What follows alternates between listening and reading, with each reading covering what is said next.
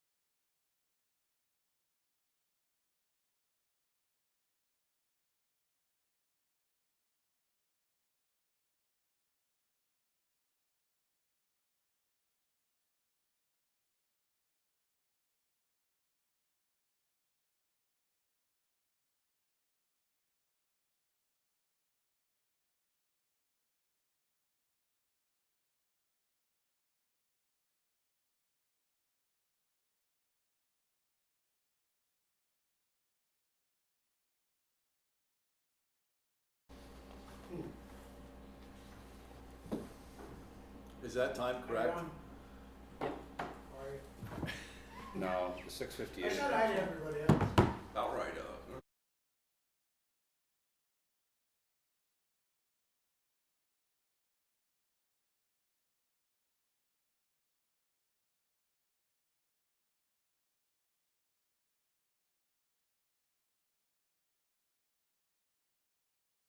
Turn on Zappa and whatnot, or are they on now? Yep, they're all set. TV's on now?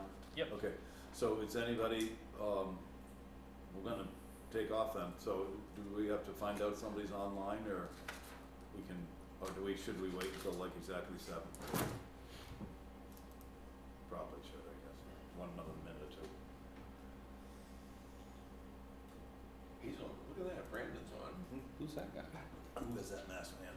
He had a tie on today too. Wow.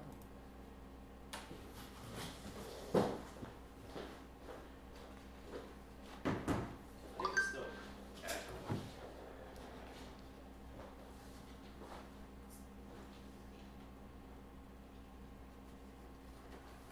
Beautiful. Thank you.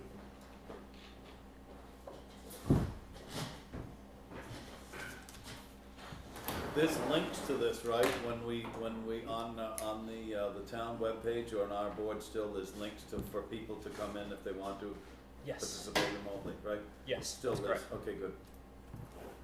I didn't wanna get in trouble. I know there is on the agenda, but not, sometimes not,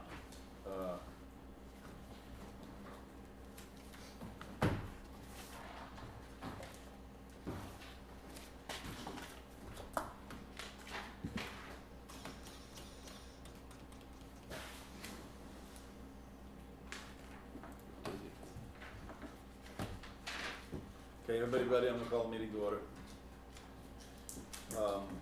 Are there comments, from the board on topics not on the agenda? Yes, Mr. Tillman. I had three, but I'm only gonna do two. First, I'd like to just thank the workers at the transfer station for this weekend. This was a mandatory weekend for stickers to be on the cars, and they had to deal with some unhappy people, but you know, I think we're doing good with checking and doing everything. So I was there for like 45 minutes, and there was a couple of people got turned away. So I also just quickly wanted to let the board here know we have an attendance issue at our planning commission. Just want to let everybody know that a letter did go out. Response did come back, and we're going to try to get everything worked out. But I'm also going to try to work with Brandon on a policy change, maybe to present to the select board for attendance and things of that nature going forward. Not just with our group, but with all the town groups and stuff. So. Is there any, Brandon, did you find any words at all? Because it seems to me that I have a little bit of memory about, it does encourage that when you basically either are elected or as a appointed person, that you're expected to attend. Is there any I haven't mention seen of that in this attendance? town. So I have the policy book in my office, Okay. And I went all through the it too. policies, and I could not find that. Suzanne also tried to find it. She couldn't find it. So I Okay. think, we create a new one, and Yeah, okay. Yeah. I mean, it seems like, do you remember anything, John? I mean, I thought it said something about, you're expected to, when you are either elected or appointed. I think it was pretty vague. Yeah, I think You so. don't wanna be specific. No. Right. Well, that's the hard thing too. Is Brandon and I are gonna look at it, and I think we'll talk a little bit more with some other people about what their thoughts and I tried looking around at some other towns and actually some of the state website stuff to see about, and it is very vague with a lot of stuff. They talk about needing to be there to get the things done, but it doesn't set down. You miss 3 meetings in a year, then automatically this or anything. So Yeah. that's going to be the hard thing, is to figure out how we want to. Actually, I think that there are lots of ways that you would write into it, particularly a medical issue comes to mind immediately. Yeah. So I don't know. We're talking unexcused. We're not talking. Yes. Yeah, no. We're talking unexcused where nobody might know. So Yes. not anything like that, or vacation away or something like that. I mean, And it could live in the conduct of public meetings. Yeah. We don't need a whole separate. We're going to probably tag it into something. You mean else. ours now, do you think, or no? I think, I don't remember. I don't either. No, it's not. But I thought we looked at ours. added something though years ago that had, you're right, there's nothing specific, but it was some sort of a way to remind the person of their duties and Right. how that would ship out, and apparently they've already done that by letter, so that's fine with me. Yeah, our plan is to be working things out, so I just wanted to more let you know where we were at, and that we were gonna be coming up with a policy change probably going forward. Yep. Are there any other board member comments not on the agenda? Brandon, do you have anything that is not on the agenda? yes, I received a request from Lynn Esty to read a response to the investigation report into the record. You know that you had shared with me that there were other communications with all the listers and you, so does that still stand, that request? So I'm free to let anything happen, but there was some subsequent ones as well. I just wanna make sure that you're doing the right thing, that they want the right thing done, whatever you wanna do. Okay, I haven't received any requests to not read this into the record. okay. Therefore, I think the request stands. So that is a request of the listers? No, it's a request of Lynn Esty. However, it's in the title, in the signature line, it states Lynn Esty, Carolyn Heyer, Alexis Galaban. What is the title of it? The title of the request is Weathersfield Lister Response to the Investigation Report, file number 1000001-01-111, dated 9/10/2020. I only have one question. Yes. Was the complaint served against me signed by the entire Lister board?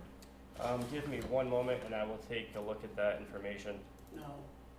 I don't believe that was. The I just complaint wanna, was filed by Lynn Estee and served to me, and I presented it to the town manager. And I'm happy to let Brandon read that if it was a request, whatever he's gonna do now, but I'm a little surprised that the Listers as the office signed a response to a complaint that was by Juan, that's all. I wanna clarify stuff and I'm gonna let him do whatever he's gotta do. But- I would first, I asked the town, Mr. Chair. Yeah.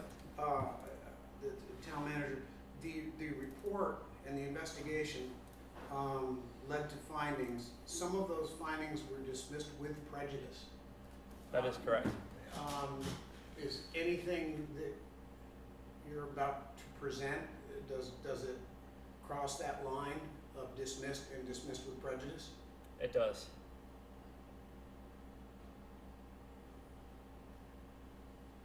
Does everybody understand what dismissed with prejudice means? Yeah. End of discussion.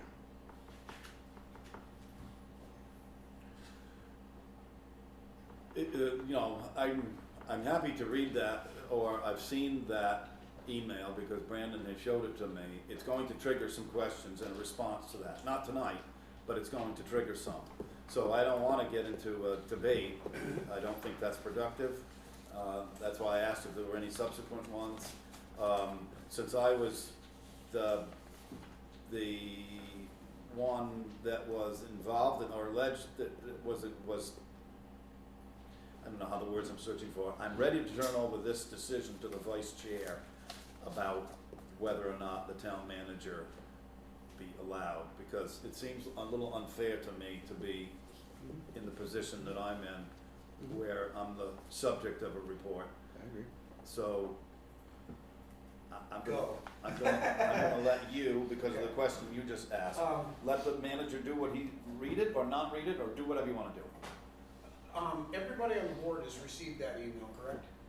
Correct. Everybody has seen it. Okay. I also am fine with you reading it, Brandon, if you think it's appropriate, if the rest of the board feels it's appropriate. I mean,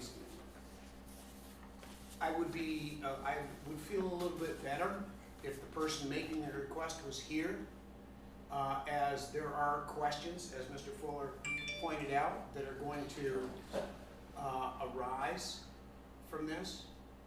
And I guess my only question would be, does this maybe belong on as an agenda item where we can open it up to on the floor to discussion? Or does an agenda item come from this to discuss at a later date, or, you know, It what depends. happens? It depends on, the investigation concluded in a result of everything being dismissed with prejudice.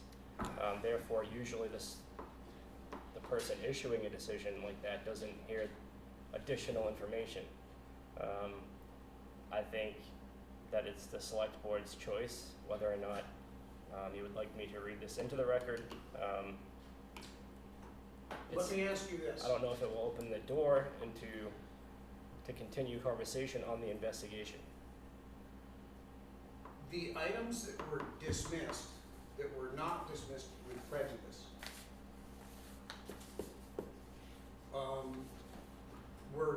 those were, I believe, if I recall, the issues that were directly related to tax questions.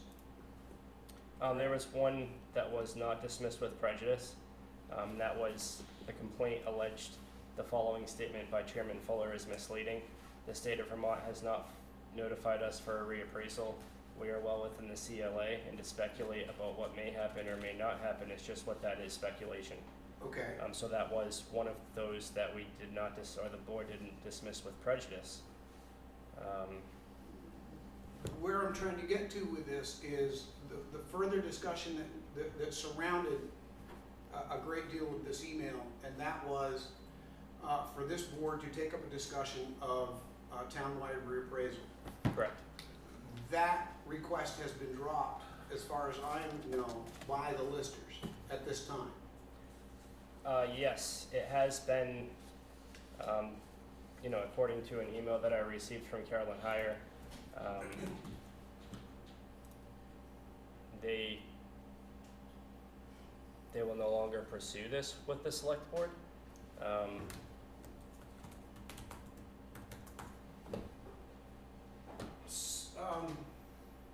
So the point of reading this into the record is what exactly?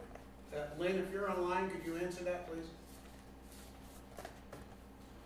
Is she with us? I'm not sure. I see Carolyn Heyer is here, and then I see caller 1. I'm not sure who caller number 1 is.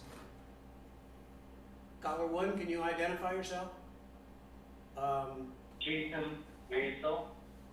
Okay, thank you, Jason. You're welcome. Caroline is muted. Brandon, is that on her end or on ours? That's on her end.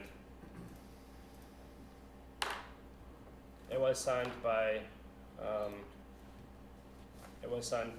all 3 of the listers. So I'm not completely sure. Let me see.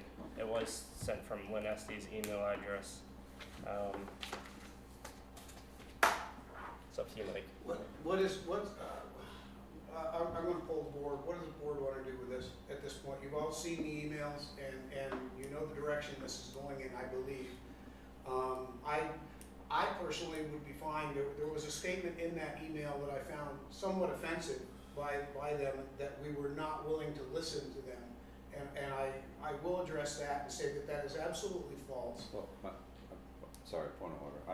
If you want, you're getting into the information that's in the email that the public is not. If you Okay. Very good. All I'm thinking is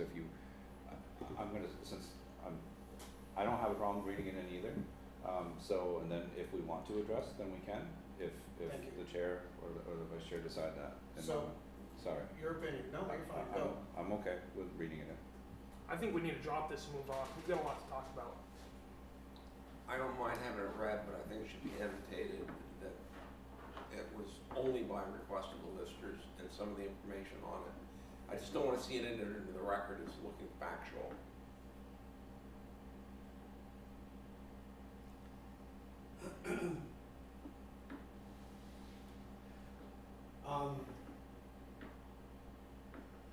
Another option is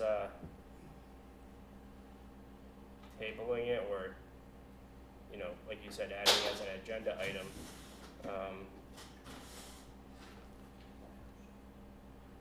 You'd think if it was this important, the person who wrote it and sent it in there would be here to present it and read it into the record themselves. If I'm not going too far by saying that. I tend to agree with you, Joe. Even if they were requesting it be read, and that they would at least be here, Yeah. if nonetheless, But I would feel more comfortable if we're going to have a discussion about what those concerns are, that it's an agenda item about the townwide reappraisal, and let's have the discussion. Which is already on the agenda for next meeting. It's been pulled off It's of been the taken off. agenda. I received another email stating that that is no longer the case. And reason being, Would you like me to read that email into the record? Haven't seen that one. I just was curious why it was.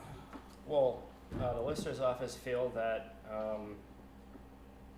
to try to pursue the approval of the select board concerning a reappraisal would likely be a waste of our time, their time, my time. We have little to no confidence that further evidence will sway the preconceived opinion.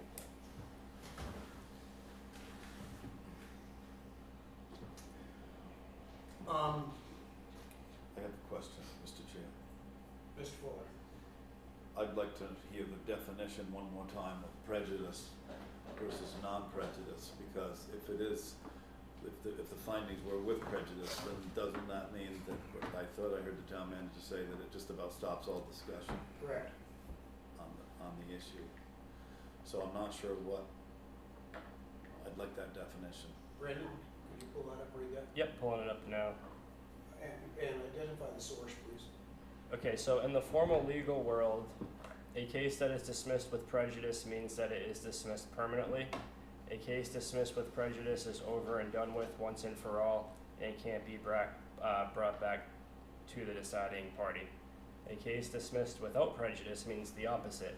It's not dismissed forever. So the specific statement that they're referring to is the one that it has not been dismissed with prejudice. Therefore, we can, I think it's the select board's choice on whether or not to hear it. I have a question then, and that is, I believe most of what they are trying to address is the conclusions at the end, not the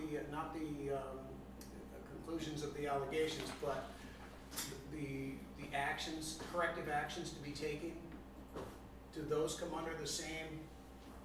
Because those are just a statement by us or you in regards to what we'd like to see moving forward.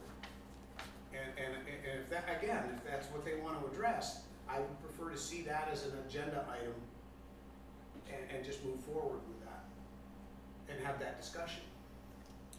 Mr. Chairman, I have a suggestion.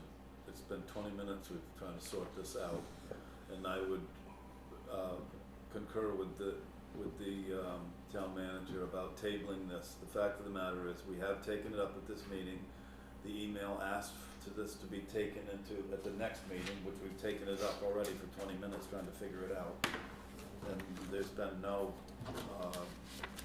solution yet. But we took it up, and so it'll just be continued. Then you'll be able to give him time to research whatever he wants to. That's a suggestion. Everybody good with that at this point? Sure. Okay. We're gonna not read this into the record at this time. That does not mean we will not read it into the record at a later point in time. And I'm gonna turn the meeting back over to the chair. Are there any other comments from citizens on topics not on the agenda? Anybody online? I want to make sure everybody's available. Or Brandon, do you have anything? Anything other than? Nothing that I can't cover in my town manager report. Okay, good. Let's review the minutes of September 21st.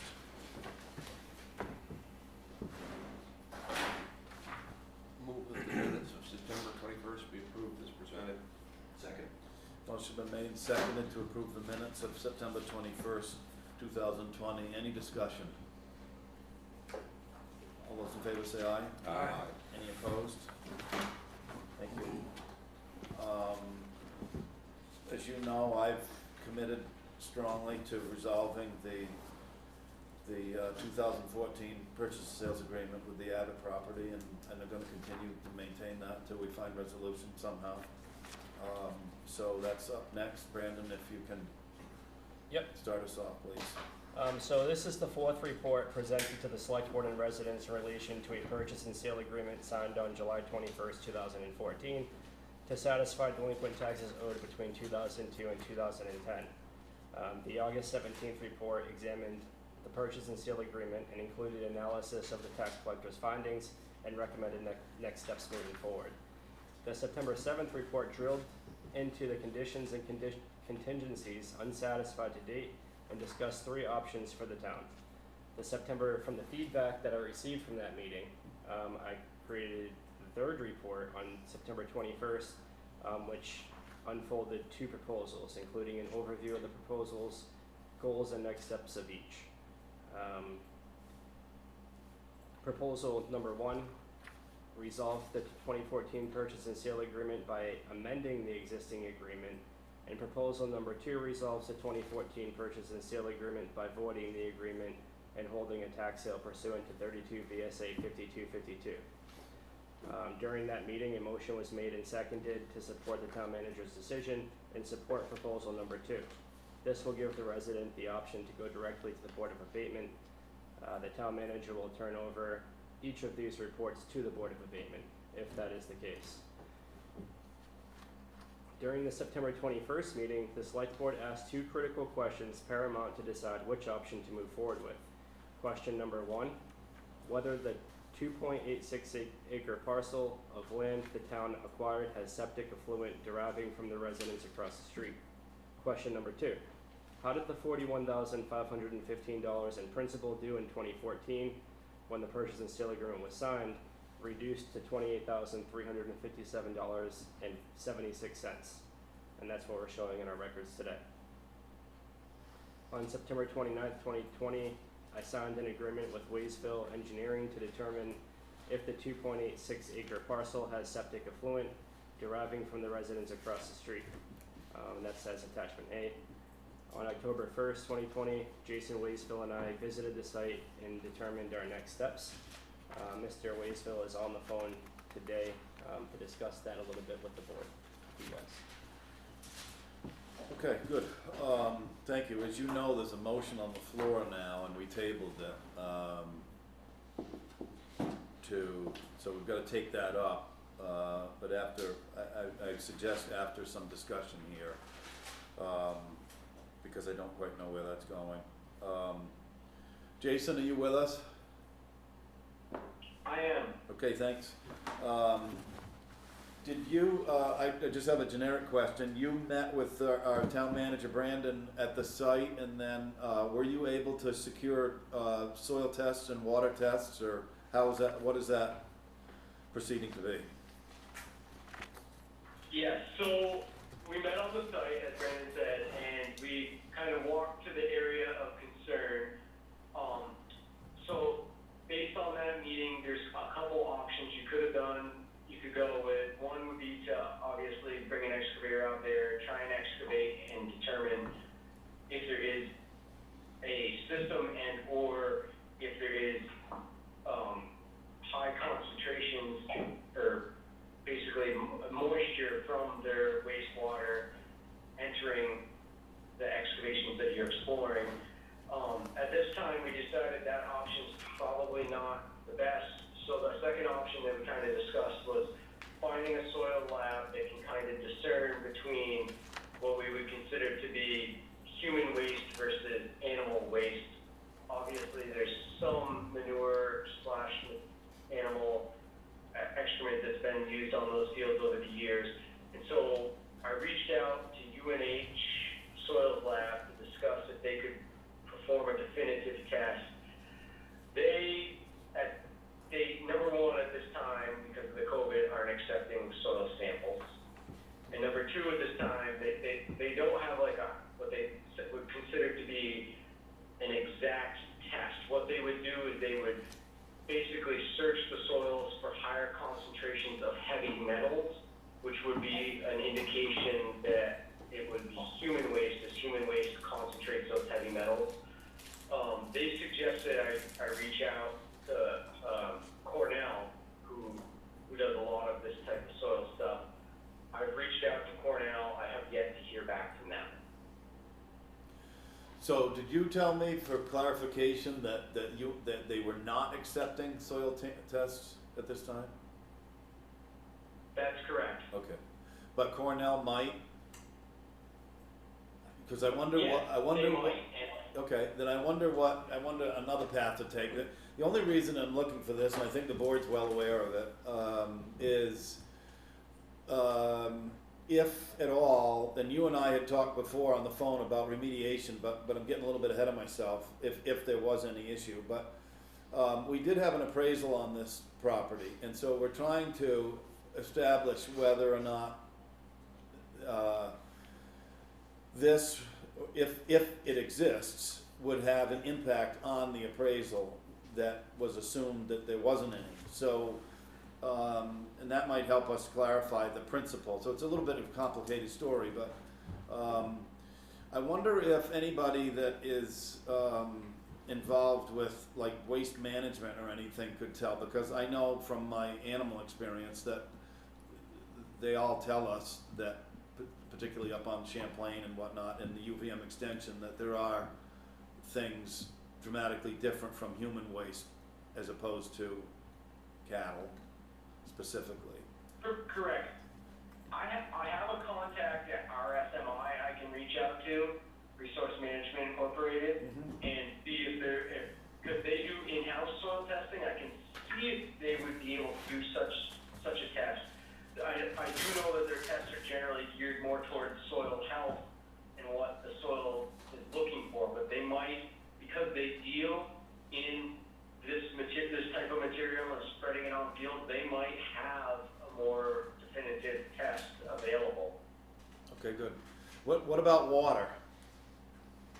Is there also a place where, and obviously we've been in a dry spell here lately, and I haven't been up there, so I don't know if there is any water where you could get some sort of a test done. So there was high moisture when we were on site, in the area, we'll call it at the bottom of the access from Thrasher Road. If we could obtain a water sample from that location, I can send that to EAI, the water testing company outside of Keene in I believe it's Swansea maybe, and they would be able to give us a pretty good idea of level of contaminants that might help point in that direction. Okay, how far away, again, I haven't been there, so how far away do you think that is from the field? Like, is it a distance or, and I think this has gone on for years, so I don't think it's a brand new happening. So I think if anything's going to show, we're just trying to get to whether or not there is anything. Then we're going to have to deal with it. That's all. I think right now, as dry as it's been, and that site was fairly moist, the best course right now, unless RSMI tells me they've got a definitive test, would be to try to get some type of fluid sample from the site and take that to EAI and get it analyzed. Okay. And if you need, or Brandon, if you need to get somebody to make it so that either a small pool or some sort of an easier way of doing that, I'm not sure what the answer is, then I'm okay with that. Is the Okay. board okay with that too? Yes. I mean, we are definitely involved here trying to get a sample and want to get the right one, and we want it from a third-party professional. That's why we are out for an engineering firm.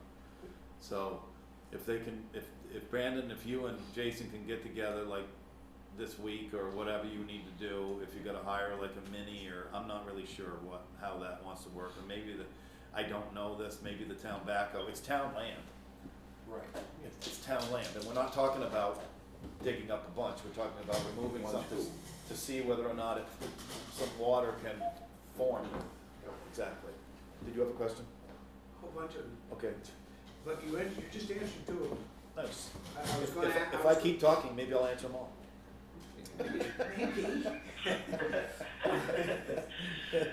Go ahead. I was gonna ask about the cost, and the time frame for like testing versus digging, for exactly what you were saying. He mentioned excavator, and I was thinking, why does it have to be an excavator? Why can't we just go in with a backhoe? And like I said, we own the town, we got a backhoe, go over there and dig a few holes, see what you find. We own the property, so if we bought the property and there's an active leach field there, active meaning it's still connected to the house, right?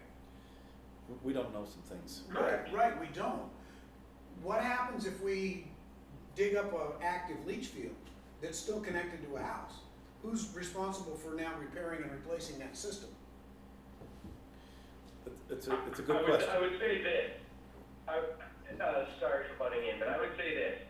If it's an active leach field and it's obvious that that area is being wet at a regular interval, by the definition in the state of Vermont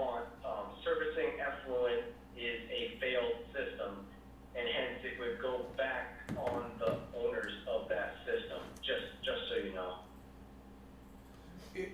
Thank you. Thank you, Go ahead. Jason, right? Jason, yep. Jason, thank you, Jason.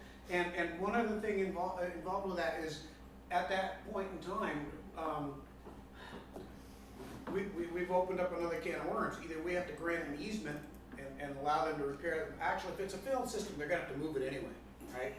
So they'd have to move it to another piece of property, off of the town's property at that point, wouldn't they? Yes? Well, we're getting ahead of ourselves, Okay, so yeah, okay, that's fine. let's try to identify, let Jason and Brandon work together. Go get the town backhoe, and this week, you know, we're gonna corral this motion that's on the floor right now. There was a motion to table to let go to option number 2. That was premature, given what we're learning right now. Paul, did you have a question? I know you've had your hand up. Yeah, and just learning thing, I guess. If it's an active one, don't they have? Can't they tell where stuff is by flushing something down the toilet, and then they can pick it up from the other side? And secondly, we own the land. The purchase that already went through. March 2nd. Right. So, regardless, what if 2 individuals did that and the sale went through, and then all of a sudden you found out that it's the land, the person that sold the property, it's their responsibility, I would think, to say, hey, listen, I have a septic over there, I need to get something from you for this. And Jason just pointed that out, if in fact it comes to that. I don't know the answer.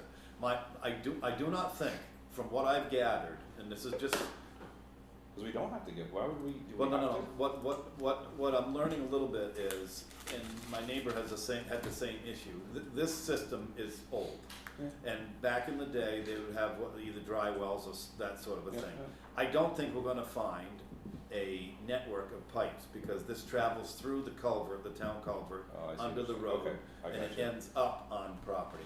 I Now, gotcha. in all fairness, this property was not owned by the town prior to March Right, 2nd. right. So for 50 years or whatever, 100 years, it was owned by the house. Okay. So I don't know if they were aware of it. I don't know any of the other inner workings that way.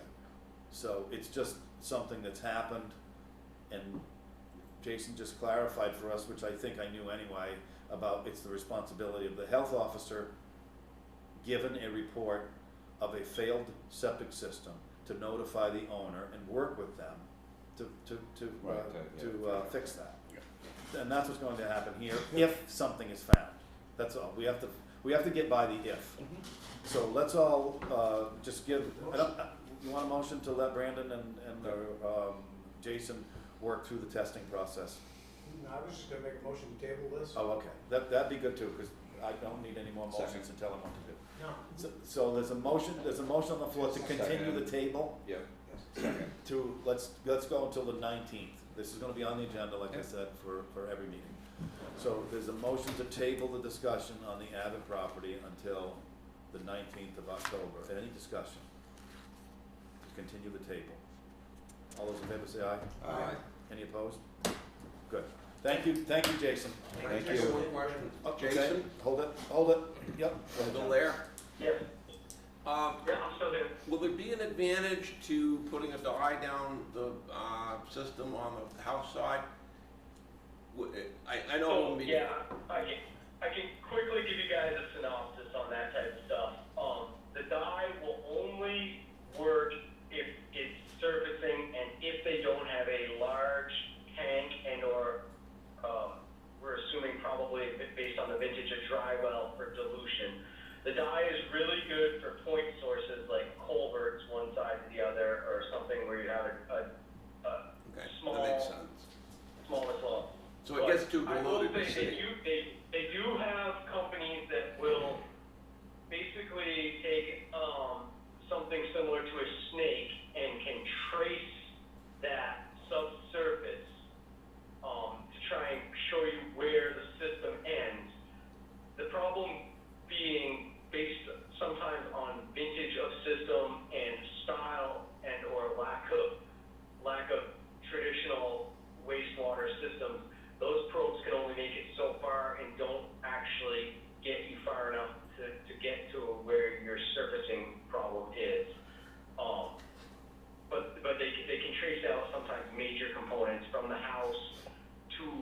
might be a tank to what might be a dry well, or my guess is more likely in a home like this, it's what we consider to be a cesspool. The older style home didn't have a tank, but they had more of a just block slash leaching area where it took effluent and then the effluent leached directly from it there. There was no real tank to a dry well, tank to a leach field as you guys would generally consider a system. Okay, thank you. Okay, thanks. Any more questions? Jason, thank you so much. The motion's been passed, so we'll move on. Thank you, and I urge you to get in contact with Brandon or stay with him for this week. Will do. Thank you. Thank you. Okay, Bye. let's go to the town manager report. The first item I'm gonna discuss is the transfer station joint committee. But first, I just want to let you guys know that we started enforcing the permit stickers at the transfer station this weekend, as Paul touched on earlier in the board meeting. There are some issues that we're dealing with permit stickers. In the past, they were not enforced. So now we're enforcing the permit stickers for good reason, but it's a little shocking in the community. It's a little shocking in West Windsor and Reading. But in order to stabilize the transfer station and allow it to exist long term, we need to enforce the permit stickers and the rules. So that's what we're doing over there. I anticipate, we're working right now with the other two towns to develop policies to further stabilize the transfer station. So the first policy that we're working on is the proposed window decal policy. Right now, the permit sticker, if you lose your permit sticker, we have no way of voiding that permit sticker. So we can't, I could say, I'd like another permit sticker for $5, and then I can give it to my cousin out in Springfield. So we have no way of voiding the permit sticker, and in order to resolve that, we are proposing, and we'll put it on the select board agenda, to no longer mail out the permit stickers with your tax bill. Instead, residents will come to the town office and will fill out what we're proposing is a window decal registration card, and that will include the name of the resident, their address, the license plate number the permit sticker will be attached to, and then the permit sticker number. And what that will give us the ability to do is, say you do lose that permit sticker, we can now void that permit sticker and then give you a new one. But the old permit sticker will be void, so we won't have any, we won't have to worry. The resident's license plate number will be printed on the permit sticker itself. So when a resident drives into the transfer station, the attendant can quickly match on the permit sticker the license plate on the car to the permit sticker. And then we know, okay, that's a valid permit sticker and it's attached to the right vehicle. And there will be no additional charge for providing this service. So if we do it this way, we don't have to charge for additional permit stickers because we can void them, which will save money long term. Right now it's a little bit shocking. Benefits of the proposed window decal policy: it stabilizes revenue and expenses at the transfer station. It prevents permit sticker abuse from non-residents, driving down expenses, allows the town to safely void old permit stickers when a resident purchases a new vehicle, replaces their windshield, loses their permit sticker, and we will no longer need to send permit stickers every year and change the color. We can give one permit sticker, and that's it. We don't have to purchase them every year, which will additionally reduce expenses. That's all I have for that update. Does anybody have any comments? Are we gonna actually enter into discussion on these during the report, or do you wanna wait until he finishes the report, or? Well, I don't know how to handle this because it's a little deeper than what I thought. So are there any questions about the transfer station, about what's going on? Go ahead. Yeah, I got several questions, but I think they're more of a discussion on how to handle this, whether this is the right way to do it or not, whether there might be some better ways So- from other experience, but. Go ahead. My just quick question thing on this would be, why don't we try to put it on the agenda to have a, not necessarily a voting thing, but a discussion of where Brandon and I have gotten, what we've Yes. discussed with the other towns and stuff, and a little bit more where we can have these conversations and get you guys input too, so that we can go forward with our stuff. Is that? I'm great with that, except for I don't wanna kick it 2 weeks down the road to start telling you guys some of these ideas and so that you can work on it. If you kick it out another 2 weeks, another 2 weeks, Well, you know, before decisions are made. so my only quick thing on that is the fact that we don't, there's not a time sensitive thing we gotta make right like today or next week in my mind, but then we got the fire stuff tonight and everything else, so I obviously I'm not the chair, but I'm just, that was my proposal is to Well, get it on a well, discussion. the only reason, the comment that I'd have would be, and I agree, because I think that the questions may spring into more questions. It was a bit of a surprise to me to handle it this way. We passed a budget, it passed in March. We told the other two towns that we really weren't gonna do anything because we were too late to come to the lunch table until fiscal year 2021. This, it wasn't necessarily a lot of a surprise to me to learn that you needed a sticker for your car. That wasn't really the surprise. The surprise was, it's $50 for every sticker, and if you lost yours, Weathersfield, you gotta pay $50 more. That was a big surprise to me, and I don't know if I'm on. $5 for a new one, now. We don't have anything in writing stating that. It's just all we have in writing is $50 per permit sticker. So that assumes that every permit sticker you purchase is $50. And we have an issue of people purchasing them for $5 and distributing them to other towns. Therefore, a person in another town can get a permit sticker for $5, and now Weathersfield is carrying that cost. The rest of But here's let's get this, I think we do need to take it up for an agenda item, but that was a surprise, so I would, Yeah, that's respectfully. the first I heard of that. Huh? That's the first I've heard of that. That's right, and the other ones were 5, all in the past. So the reason why this has evolved is because of trying to gather in West Windsor and Reading into the system. But during the budget process, that system wasn't going to really be fully implemented until July 1st coming up. So we were admittedly late to the table to them to bring them in. The reason why, if I remember, correct me, anybody here, correct me if I'm wrong, was that we were about $9,000 in the red at the transfer station, but we took a real good corrective problem by stopping the commercial C and D from entering. And my last information was that was almost self-correcting the $9,000 deficit. So this fee-based thing, I would like to see worked out. That's fine, except I really think that it should have started on July 1st. Right, so Go ahead. 2 things then. Do you wanna, what would the board and chair like to do today? I feel, to Brandon's point, you know, I don't know where our exact policy is to say how much, but if we wanna vote on something or do something, we can definitely do that today. And I also wanted to indicate too that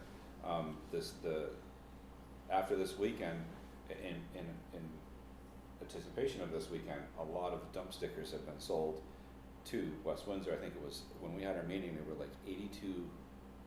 It was 9,800, and then they came and purchased, I believe, 30 more. When you say I dump think- stickers, you mean the $50? I'm sorry, the window Okay. decal stickers.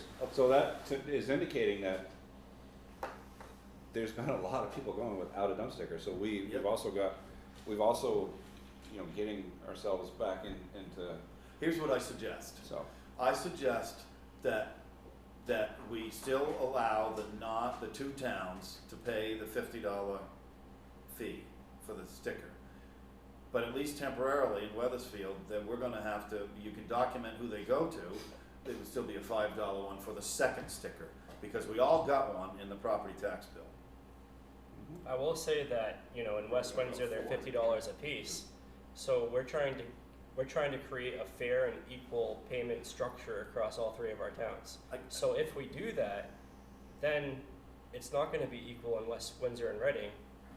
If we're Give out second able to one. sell them here for only $5 and they have to pay 50 for the second one. There's So that's gonna where be it's growing complicated. Yeah, there is gonna be, we already paid our first 50 though on the tax bill. Yeah. But, Each of us paid the 50.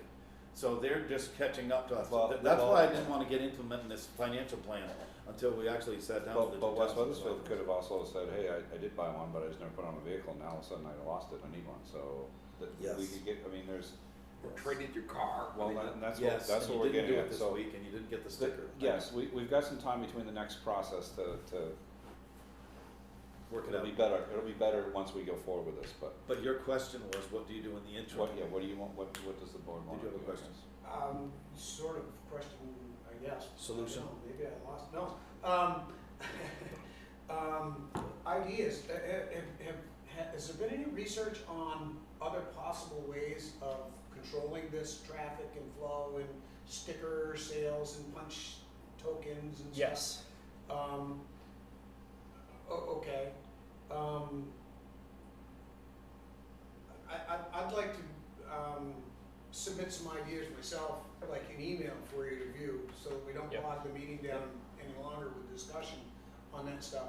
But everybody remember, if you do send, like, suggestions and stuff and recommendations, it'll be board wide.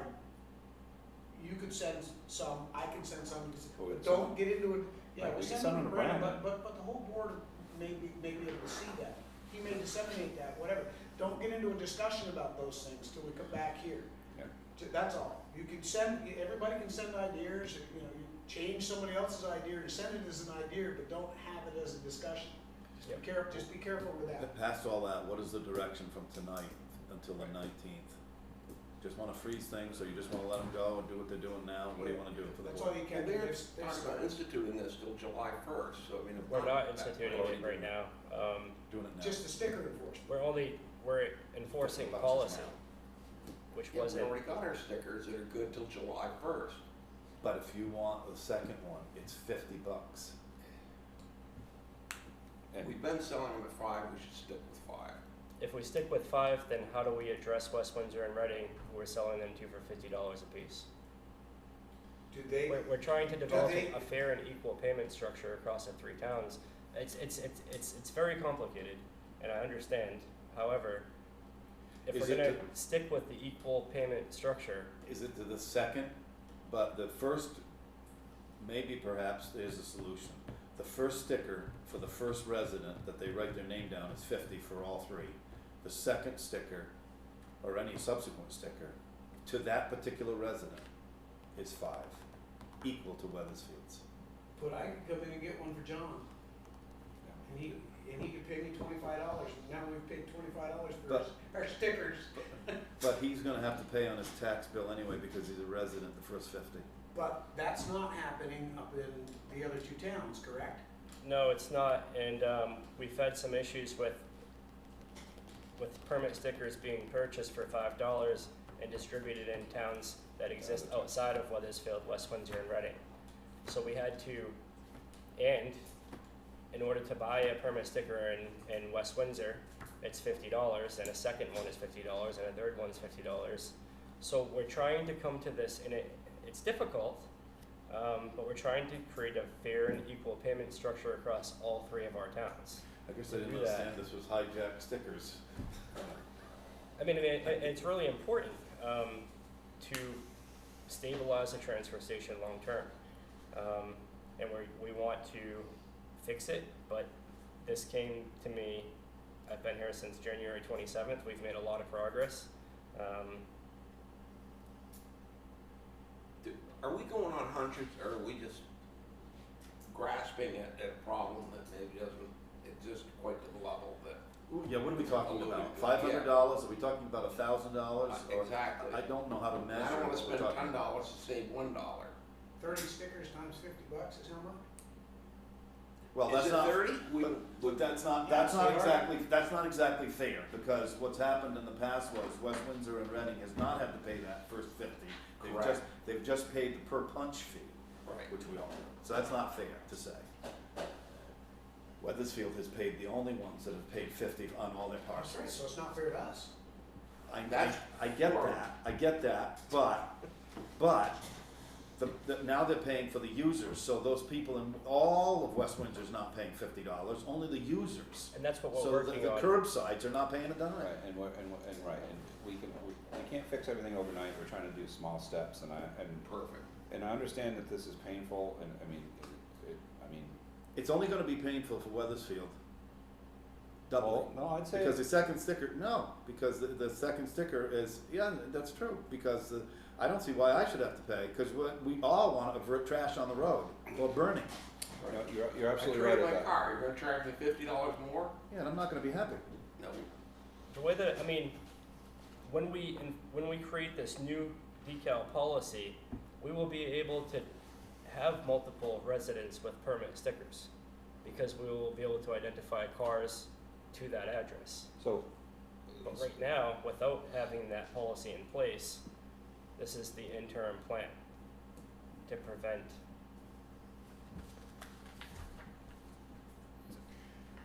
can I ask a quick- Yes. So, Brandon, were you able to find anywhere in any of the policies that said anything about a second sticker is $5, or the only thing you were able to find was a dump sticker costs $50? Correct. There was nothing in any of our policies here. I didn't see anything So in when the you policy. when you state you're following policy, you're following what you could find and what you had, regardless of what has been happening, correct? Correct. No, we have had lots of past practice that's 5 for the second sticker. It didn't get into a policy. as well. No, it's all over, Yeah. it's all And over that's past fine, practice. then the board has the authority to change that. So, Did you have a question? No, I had a suggestion. We've already said it, it's gonna be painful, there's gonna be changes. The town manager is looking at this, from a financial standpoint, trying to get this thing righted up. And I think just, for right now, stay the course, that's my opinion. You mean It's stay the course small at $50 steps. everyone? If you want a second sticker, you're gonna come in and pay 50 more, I guess the question becomes, why do I need a second sticker? if something happened to your first one. people have lost You them, traded your car. people have lost People do them. that all the time. You're gonna say, wait a minute, I paid my 50. Is there a way that we could, right now, there's no way to track that, right? There's no way to track it. We're creating a system, and we're really close to having that system. I mean, I understand the hesitation, and it seems like I'm the bad guy, but I'm really trying to ensure that the transfer station exists long-term and is financially stable. But what we maybe could do is, if somebody trades their car, that means there's gonna be a purchase and sales agreement on a new car. It also means they've got a tax bill that they can bring in and say, here's my current tax bill, which Yes. they've got a sticker, Yep. and they've got a purchase and sales agreement on a new car, give me the 2 documents, here's your sticker. Yeah, that's We don't legit. even have to charge it. And that's what I've been doing on a case-by-case basis. I haven't been, residents will come in and they'll explain the story, and we've distributed several, at least 10, But hey, I lost my based sticker, on I can't find it. reasons just as that. So it's not, so they come in, we listen to what they have to say. Right. And then if we feel like we can safely give them a permit sticker, then we do. But if So I Dave, feel how like, much are you selling your second sticker for? Well, here's the problem that I see envisioning, okay? If the correction is of the C and D is gonna turn out like we've been told it is, and then this fee-based thing, all of a sudden, which it has created some controversy, and then there's and then the land transfer station will be swimming in the black, Yep. it won't be a good picture. Yes, it will. We will reduce the punch card costs. that's what we're looking to do. Which are higher than most other towns. Yep. And the danger to having a high punch card cost is what you're starting to see around town is trash and crap piling up in all the pull-offs. And there's one right at the top of the road where the light was going into Perkinsville. The tires, cans, all kinds of stuff. Do you- It's 8 we o'clock, will- I'm gonna move on. We will see a permit sticker fee reduction Let's move on. if we can stabilize the system. And that's the end goal, is to reduce the permit sticker fee. It's 8 o'clock, I'm moving on, and here's my suggestion, anybody that has an issue for the camera or online about this subject, can take it up case by case basis with the manager. We're Okay, still in town manager report. Yeah, we're in the manager report, but Okay. we're out of the transfer station. So, better news, on August 27th, 2020, our administration applied to the Vermont Department of Taxes under Act 137 for $54,555.60 to cover previous and future COVID-19 expenses. On September 25th, 20, the application was approved. Our expenses are broken down into actual expenses and equipment, sanitation, facility alterations, and other expenses, anticipated supplies and equipment, facility operations, and other expenses. So we're gonna be moving forward with our COVID-19 reimbursements.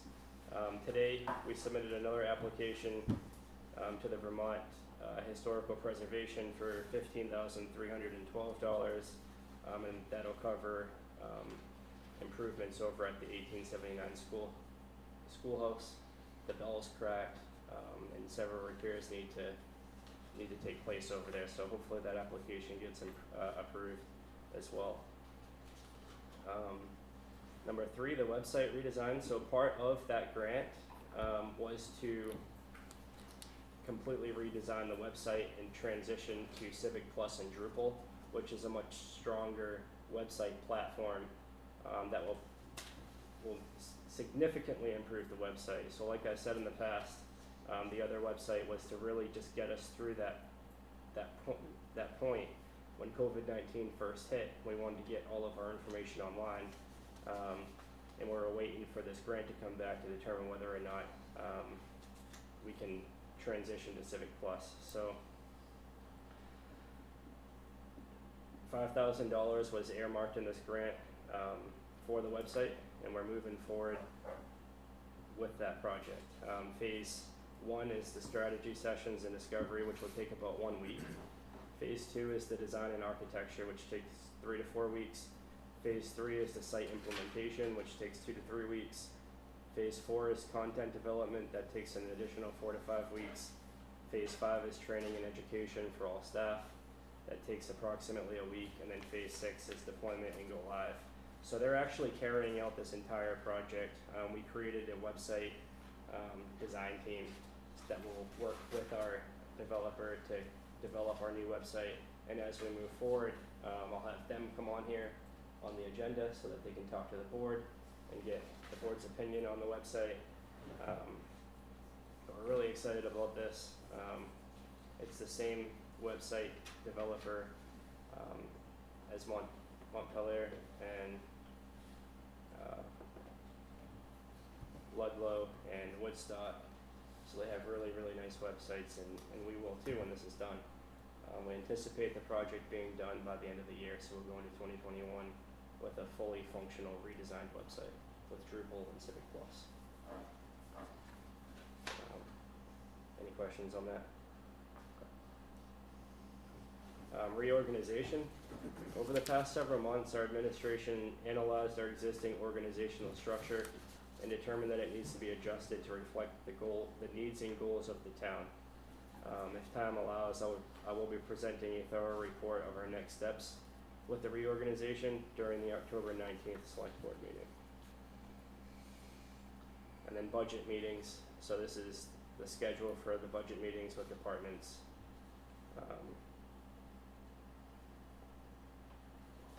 That's all I have. Any questions? Okay, good. Thank you. I knew that you had notified me on the award of the COVID grant. I know that's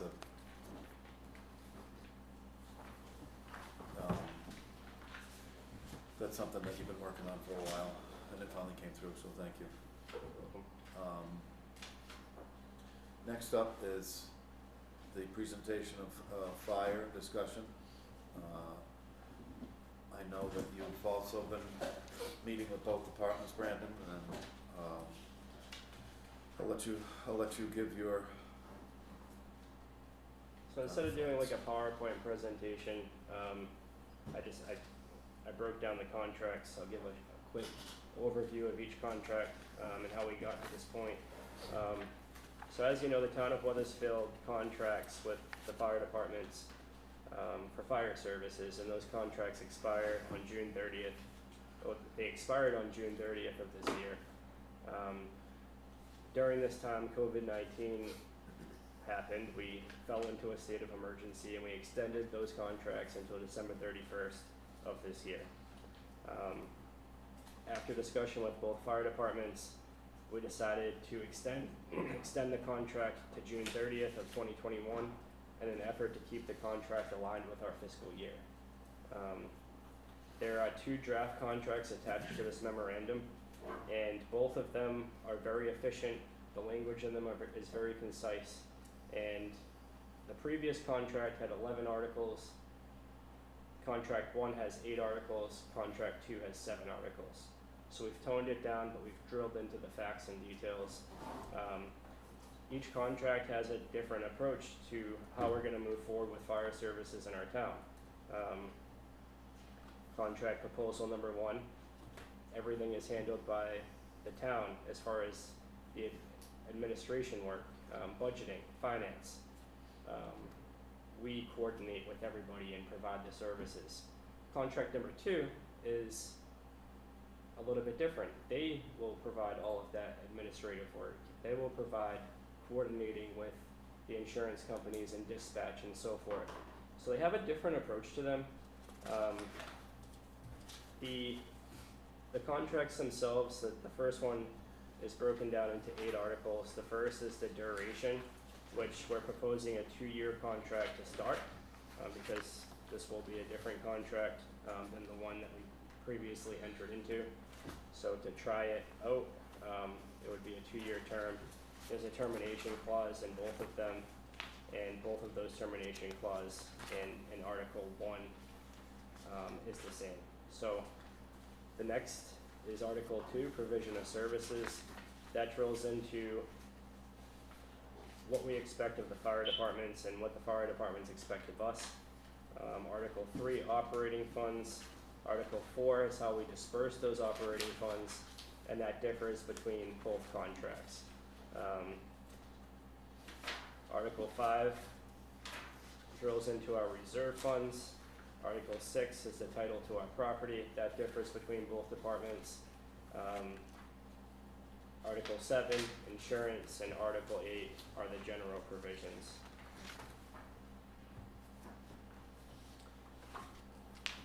Do we wanna go into contract number 1 and start that way, or how do you guys suggest that what do you want the structure to be like in this meeting? that's a question for the, what do the board wanna take up first?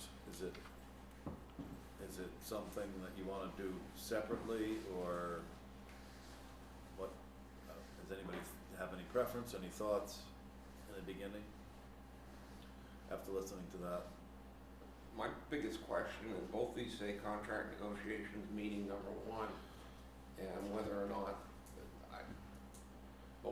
one of the fire chiefs here from Muscatine online from West Weathersfield, I don't know if they're in agreement with either one of these. Of the piece of the paper? Yeah. So proposal number 1 is a contract that's agreeable to West Weathersfield, and what they'd like to see the contract look like. Contract number 2 is a contract that was developed with the Muscatine Fire Association, and what they would like to see their contract look like. Isn't our intention or desire is to have the same contract with both, or Yes. not? We would like to have the same contract with both. I met with both departments, and I wanted to learn what each department wanted. Okay. What will make them happy? And then the intent was to bring you both contract types, and then us together come into an agreement under Okay. one contract.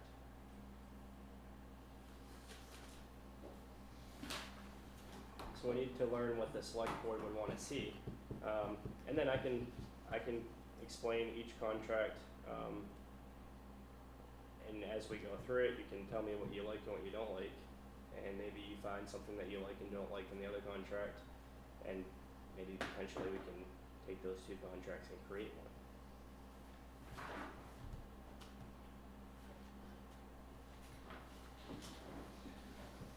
I'd like to see one contract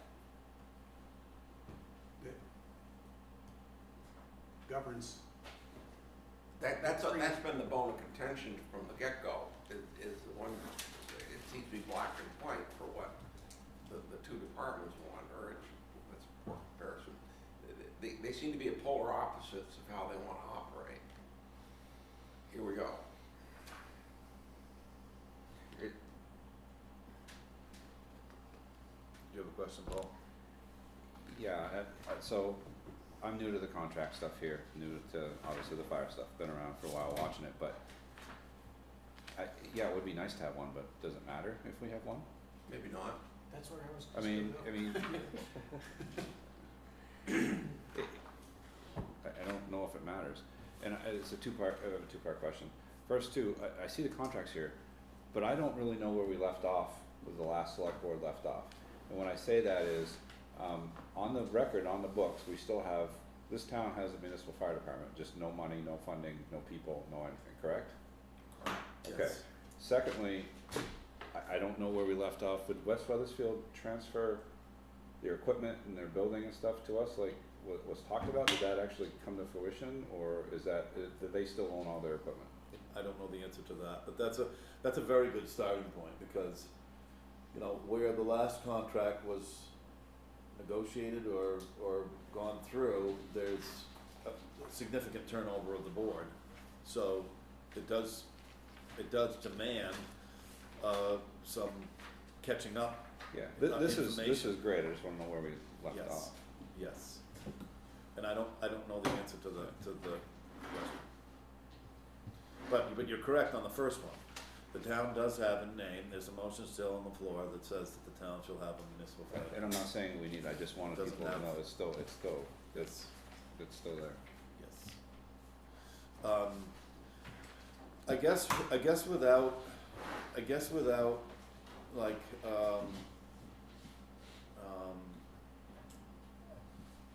revisiting all of the issues of the past or whatever, it would be important to know what is good.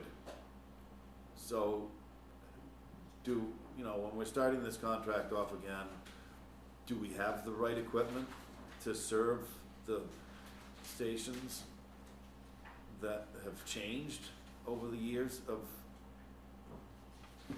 calls? Is it the right amount of money? I guess we haven't gotten into that because we're getting into the budget, so we're talking about a generic contract here. But those are fair questions. And also implicated in this, which you can see from, Brandon has got all the calls, is that a significant portion is the ambulance. And they obviously deserve some role in this. I mean, they're the initial call. When you call 911, somebody says, I need an ambulance. The fire departments are toned for assist. And you can see all the calls that say, so.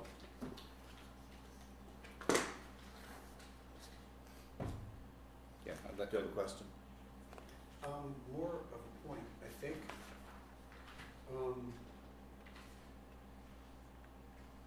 Brandon stated that proposal one is the West Weathersfield Correct. plan, and proposal two is the Scuppy plan. Neither one of these seems to fly along the lines of the municipal department at all. They're two separate. Am I correct in saying that? So proposal number one is as far as you can go in a contract before you're municipal. So it's the border of being municipal without crossing over that threshold. So, in my opinion, it would be the town doing everything for the fire department except providing fire services. So as far as like administratively, controlling the finances, having authority to purchase equipment, signing off. Under this contract, they would fall under all of our policies and procedures, including, well, one, developing a strategic plan, and then the fire departments shall provide fire protection services to the town in a manner that is consistent with Vermont statutes, the Vermont Administrative Code, and any applicable adopted town ordinances and policies, including but not limited to the town's emergency management plan, capital assets accounting policy, conflict of interest policy, credit card policy, policy for the disposition of town-owned materials and property, policy for checking driver's license records and proof of insurance, electronic communications, internet use policy, purchasing policy, safety and wellness policy, vehicle maintenance policy, and web operations policy. Whereas if you look at contract proposal number 2, when we flip over to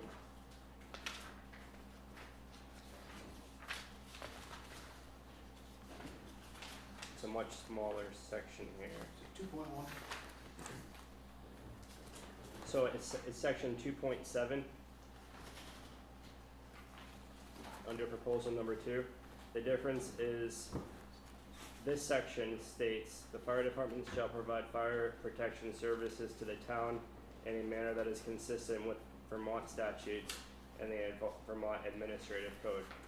So you can see the difference between proposal number 1 and proposal number 2 is that proposal number 2 doesn't follow any of the town's policies and ordinances. So that's the difference. The town will be, the fire department will remain an independent organization. It will manage itself under the Scutney plan, whereas the other one falls underneath all of our policies and procedures. Thus, being very close to being a municipal fire department. It's very uncommon to be in a contract with a private entity that far. Whereas they fall under our purchasing policy. It would be kind of like, Paul, we hired Paul, Weathersfield Engineering, and now we're forcing Weathersfield Engineering to follow our purchasing policy when he purchases items. But this is a little bit different because these fire departments are here and they provide fire services. However, that's Well, quick question. Right now, it's kind of, this is more for the two chiefs, but right now, the town is kind of, I don't want to, split's the wrong word, but you kind of got a section that Scutney goes to, and then West Weathersfield would be backup for, and then West Weathersfield will go to first, and then Scutney would be backup for. So that's something that has happened over the whatever course of time. Is that how will that go forward with the contracts and so on? Is that, I guess what I'm getting to is if we're going to leave it like that, then I still don't see a problem with two different. Like if people wanted to have different, you've got two sections that you're kind of working on. If we want to make it, obviously it doesn't make sense for us to try to run all the way over to the other end by Springfield, but it depends on how. I guess it depends on how we want to try to, get this involved in there.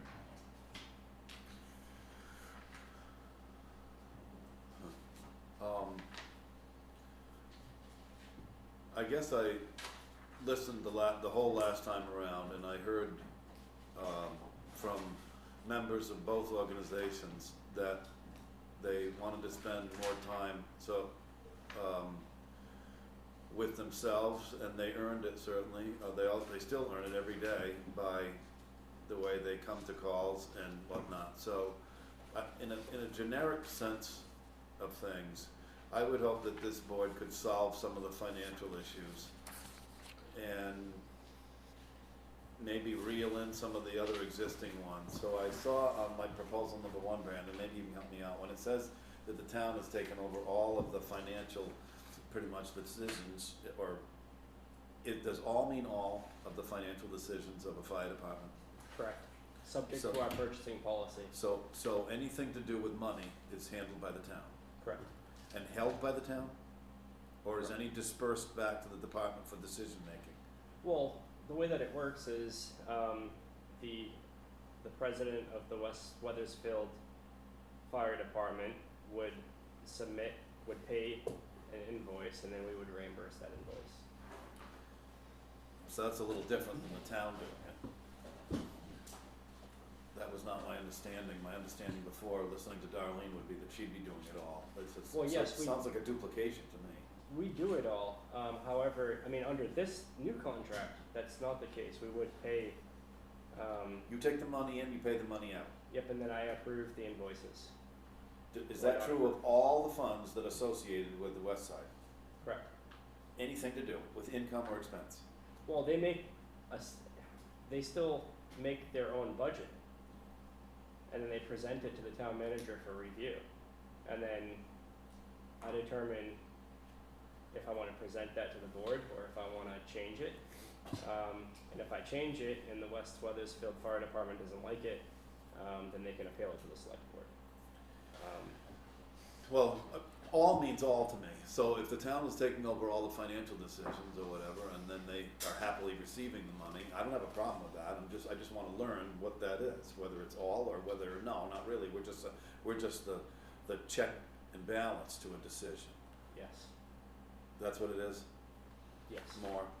it's more of a check and balance. So it's not really the decision about the finances. You're all in or all out. And I don't have a problem with it one way or the other, but I wanna know. The reason why I'm saying that is because I'm hopeful that this board could sort out some of the issues maybe that have happened in the past. I listened to everybody. I don't know whether you three guys listened to some of the stories that they didn't really wanna fundraise that much, that they thought that they could use a little more money, and I think it was you, Mike, or somebody, that when we doubled up on the equipment fund for the special article. I don't think any of us would have a problem going before the voters, given the need and the description of the need, to fund some of this stuff. Thereby taking the burden off of any extra money that they think, that both departments think that they need. But that would mean that we would either develop a policy saying that we, in absent of the fire commission, we're the ones, or the administration is, that collectively makes that, or listens to that money, either for equipment or trucks, anything to do with their operations. Yes? How do these two policies differ in regards to purchase of fire trucks? So, under proposal number one, they fall within our purchasing policy. Whereas proposal number two, they don't. And what else goes along with that with proposal number two? What was that again? What else goes along with that with proposal number two? If we have no say in the purchase of the vehicle, where does the determination come from? And what goes along with it? No insurance, no maintenance, no fuel, no... Nothing. No, So they nothing. provide all of that, they present a number to us annually, and then we have the right to negotiate that number. So do we buy trucks? They buy trucks, They buy trucks. and they buy our trucks from us over town. So the trucks that are currently owned by the town, they're looking to purchase those trucks from the town over a period of time. They want to be completely independent. Thomas. Yep. Which makes the separation of how the two operate even farther apart than they ever have been. Is that a good thing or a bad thing? I don't have an opinion. I don't think that's and listening to that for the first time, I do not feel as though I would ever support that, simply because it places a much greater burden on the volunteers of any organization on a specific topic that is probably the town's job, and regardless of whether I'm a selectman or not. I I feel pretty strongly about that. The town has an obligation to be in that service business, not to place burdens of loans and equipment and machinery on an entity like that. It's not, this is not like hiring out 10-wheelers for sand. Yes, In proposal number one, if both departments were under that contract, what say do we have over what equipment they actually buy? Everything. They fall within our purchasing policy. And as a part of this contract, there's a strategic plan. So the town acknowledges that financial decisions may be required during the term of this contract to support the fire departments, including but not limited to possible acquisition of replacement vehicles, fire engines, and apparatus. By no later than May 1st, 2021, the fire departments shall develop and present to the town a long-term 10-year strategic plan outlining projected dates when the fire departments believe such construction, acquisition, and replacement should occur, and with projected costs. The strategic plan shall be updated annually by the fire departments and presented to the town by no later than September 1st of each succeeding year. When considering whether to provide additional funds for the acquisition of real property to be used by the fire departments in performing its obligations under this contract, the town may, in its discretion, opt to acquire and retain title to that property itself, and then make the real property available to the fire departments through one or more leases or through other means for the fire departments to use to perform its obligations under this contract. is anybody online? We don't wanna shut them off. I know you have on the, some other words here, but I don't know. Oh no, Josh is here. I don't wanna eliminate anybody else's ability. Are they all open to speak if they have a question, or they're not muted, right? Darren Okay. Darren's had his hand a few times. I'm asking, yeah, just a minute. They're all able to jump in if they want to. Yes, we have Josh Doffin and we have Okay, good. Darren Spalding. Yes, Darren's right here. Darren, go ahead. You got your hand up. One of the reasons, we brought this up 3 years ago in the last contract, because we've been having problems of bills not being paid. It's pretty embarrassing to go fill up a fire truck and our accounts have been shut down because the town hasn't paid the fuel bill. And then we had some work done on a fire truck, and when Dingy called and said, you know, Darren, it's been 3 months, 2 or 3 months, we haven't been paid. That's another hit. And then just recently, over the last year and a half, we've had the same problem again with the fuel. And, you know, $500 bill, $40 are gonna be paid. So our thinking was, and what we wanted to do was let us pay the bill. We know the bills would be paid on time, and we would not have this problem of people calling and saying, hey, the bill needs to be paid. Hey, you can't get fuel. We would have the bills all paid in a timely manner. And that's, and it's been going on the east side of town for at least 3 years of bills not being paid. And I think that's a different issue than, actually, for me, that's a different issue than jumping completely off the diving board and saying that your organization wants to be fully on the hook for all borrowing of fire apparatus. I mean, I can't even imagine what a bank would require for collateral, you know, if you wanna, and I'm defending the ability to buy a $400,000 truck. I can't imagine being a loan committee man saying that what we required, that the town is in the best possible place to do that. Not a group of individuals that may be volunteers one day and then maybe not the next. I can't even see a bank doing that for an organization. Yes? I also think, and this is a personal opinion, that it's a new day and that those problems are gonna be solved. And those problems that you just brought up, if that was under this contract number one, I wouldn't be looking at you and screaming at you, why aren't the bills paid? I'd be screaming at him, why aren't the bills paid? And he'd be screaming at somebody upstairs, why aren't the bills paid? Again, I agree with Dave, what you have is totally separate from, that's an administrative task that under this contract, the town would be responsible for, and we would have to hold their feet to the fire on that.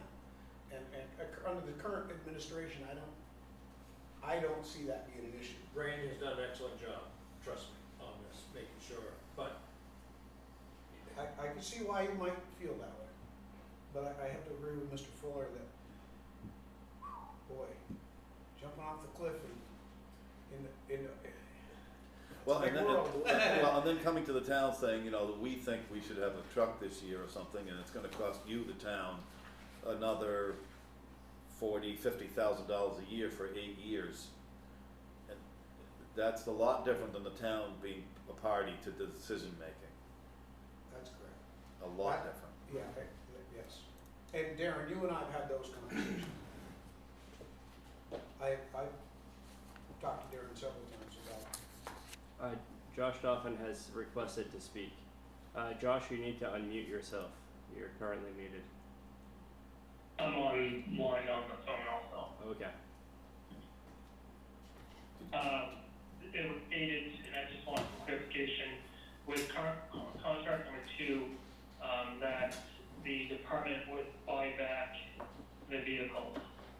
I'm just trying to figure out how, obviously, the town already purchased those vehicles once already, and I'm not quite sure how a department would be able to pay back the $200,000-$400,000 other than putting that amount back into the contract for the taxpayers to pay that truck, so now the department would own it. Yeah, Josh, with all, you know, this is new to me. With all due respect, the board hasn't had a chance to look at that kind of thing, but I don't know that doesn't interest me to get into even that discussion for me. I don't know about the rest of the board, but that's something that after listening to the last 3 years, I found that there was relief needed, not extra pressure for me. Yes. On any member. Yep. And that's what those payments will do. I just got one last thing, so I'll discuss on our contract that our department has reviewed with all the members and with the town manager. So yes, when you look at this contract, it's the way it's stated, it basically has the town involved 100% of the way, other than it going to a municipal department. I can honestly say if you guys as the board or the town decide to do 2 completely separate contracts, the relationship, it won't be any better than what it is now. Are there any questions from the board or members? Joey? Yeah, I'm wondering if there's a benefit, like, is there some benefit that we're missing to having contract number 2 being completely kind of out on their own? Is there some, I feel like I'm missing something, because that seems like a pretty risky move on our end from the town and as well as the fire department. We Okay. both lost our Now I safety. understand your point, yes, I agree with you. Colby, go ahead. I guess mine would be more of a question. Would it fall back if the town would wash their hands per se and function with a SkyDrive, kind of like we do with DCA, here's your money, you do what you do, would that relieve them of the town, of the liability from whatever happens, fallout, positive or negative, to the fire department? I'm not a lawyer, but my answer, Yeah, but my short answer would be no. And here's why. Even if, I think if we were in it by Nate Stearns, our town council, because there is definitely an implication that the fire services are on behalf of the whole town of Weathersfield. I honestly think that in any event, that our insurer and council would say that you are working on behalf of the town of Weathersfield. I agree with you on that. So would that fall under the same thing with GCA then? Well, we'd be liable for liable actions or whatever, any actions that are fall out over that. I think your initial question was, would that contract relieve the town of liability? Yes. No, I don't think so. I don't think so. They might limit it, but it certainly. Yeah, but I just think the actions are on behalf of the town. What are you responding to? 911, you know, we're calling for Weathersfield. Well, and state law requires us to provide fire service. It could be with Windsor and Springfield if we wanted to, but nonetheless, our responsibility Yes. by law to And provide I was service. gonna say, even if they went out on their own, we would do an RFP, and in that RFP would be a pretty strict set of guidelines on what those services are that you're gonna provide. But I don't think the town's liability would ever evaporate. No, and especially with the name of the town on the side of a truck. Well, they might disappear too. No, we're losing our brains here, folks. Well, really honestly though, if you don't word it carefully in this, if they're gonna buy the trucks and they're gonna be their own entity, how do you know later on down the road, we don't get leveraged into a financial contract with a separate entity altogether? Well, and then No, John, go ahead. it's something I think's missing from contract 2, the proposal, is that there's no mechanism in here for the amount of money they're gonna ask for. Let's say under contract 2, they come in and say, we want $350,000. We say no. What happens? The voters could vote it down, but if it's in the general fund, we don't know that's what they're voting down. I'm really uncomfortable with it. Yes, and I think that for some reason we've gotten off track like a lot more than I thought we would have.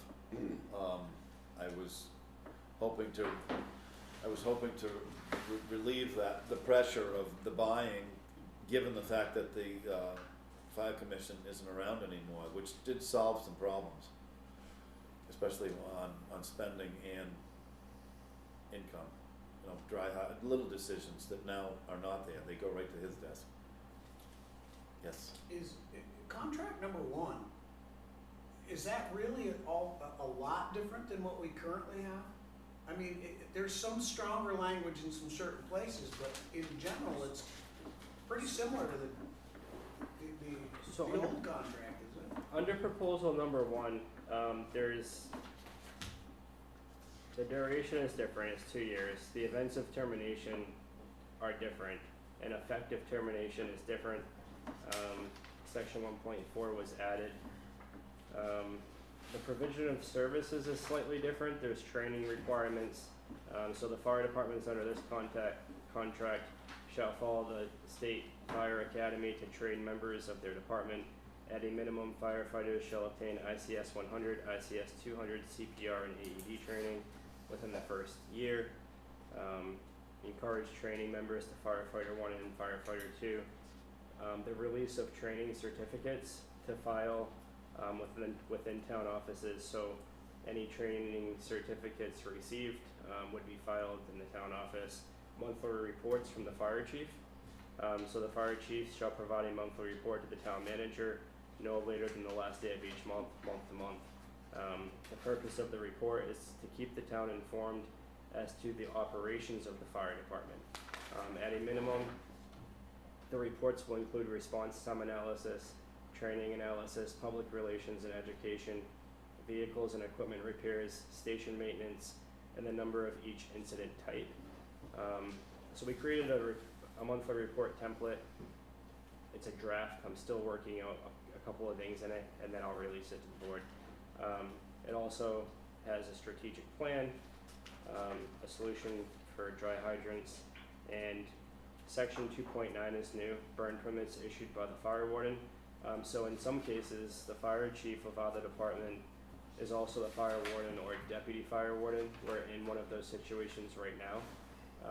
So in that case, that a fire chief is also a fire warden or deputy fire warden, then section 2.9 would apply. If they're not, then it would not apply. So if, Paul Tillman, not on either fire department, becomes the fire warden, then he wouldn't be bound to this section 2.9, but we would have to, I would recommend coming into some kind of agreement with him, with language similar to this. There's section 2.10, emergency medical services. So when there's an issue with EMS, historically the town has not been involved. It's been between the fire department and EMS. So I talked with Dave a little bit about this, and I talked to the fire departments about this, and you know, if there's an issue with EMS, hey, let's get involved. Let's sit down at the table and let's work through it together. Rather than me learn, you know, months later that there's an issue that spiraled out of control, I'd rather sit down and figure it out. Operating funds, that's working pretty similar, with the exception, you know, now the fire departments would be bound by all of our policies.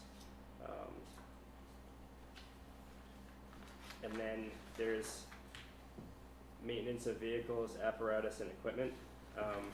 So the recommendation would be to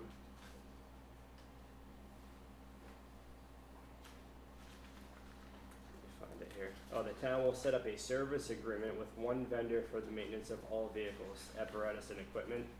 I figured it was requested for this to be in the contract, and after I looked at it, I could see where the cost savings would come from. If all of our fire trucks went to the same person, you know, when you buy more of something, the price is usually lower. Having, you know, in the past we had a mechanic at the highway department, we no longer have a mechanic. So coming into a service agreement with somebody seems like a good idea. If we're gonna go with proposal number 1.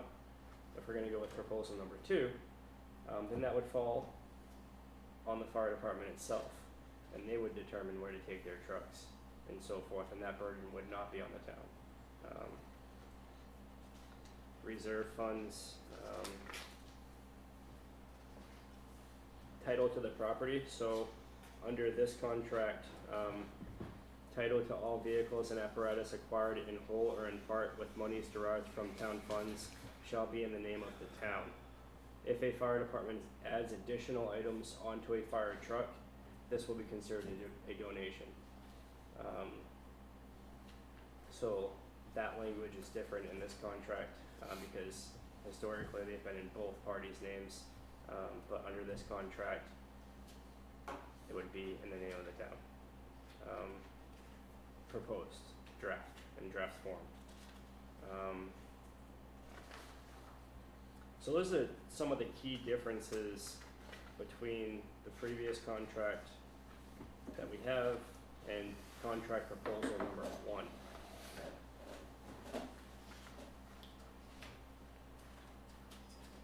John? I don't want to spend a lot of time on this, but one idea was, in the last 3 years was, it never went very far, was to divide into 2 fire districts.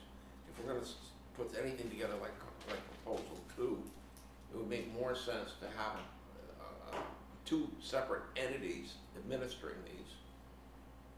So you'd form fire district number, I'm gonna call it number 2 and number 3. They would operate under a prudential committee as a municipality, and their budgets and everything would be handled by the voters that live in that district. I'm not at all comfortable with proposal number 2 the way it's written, and we seem to be farther apart than we ever were as far as the contract's concerned.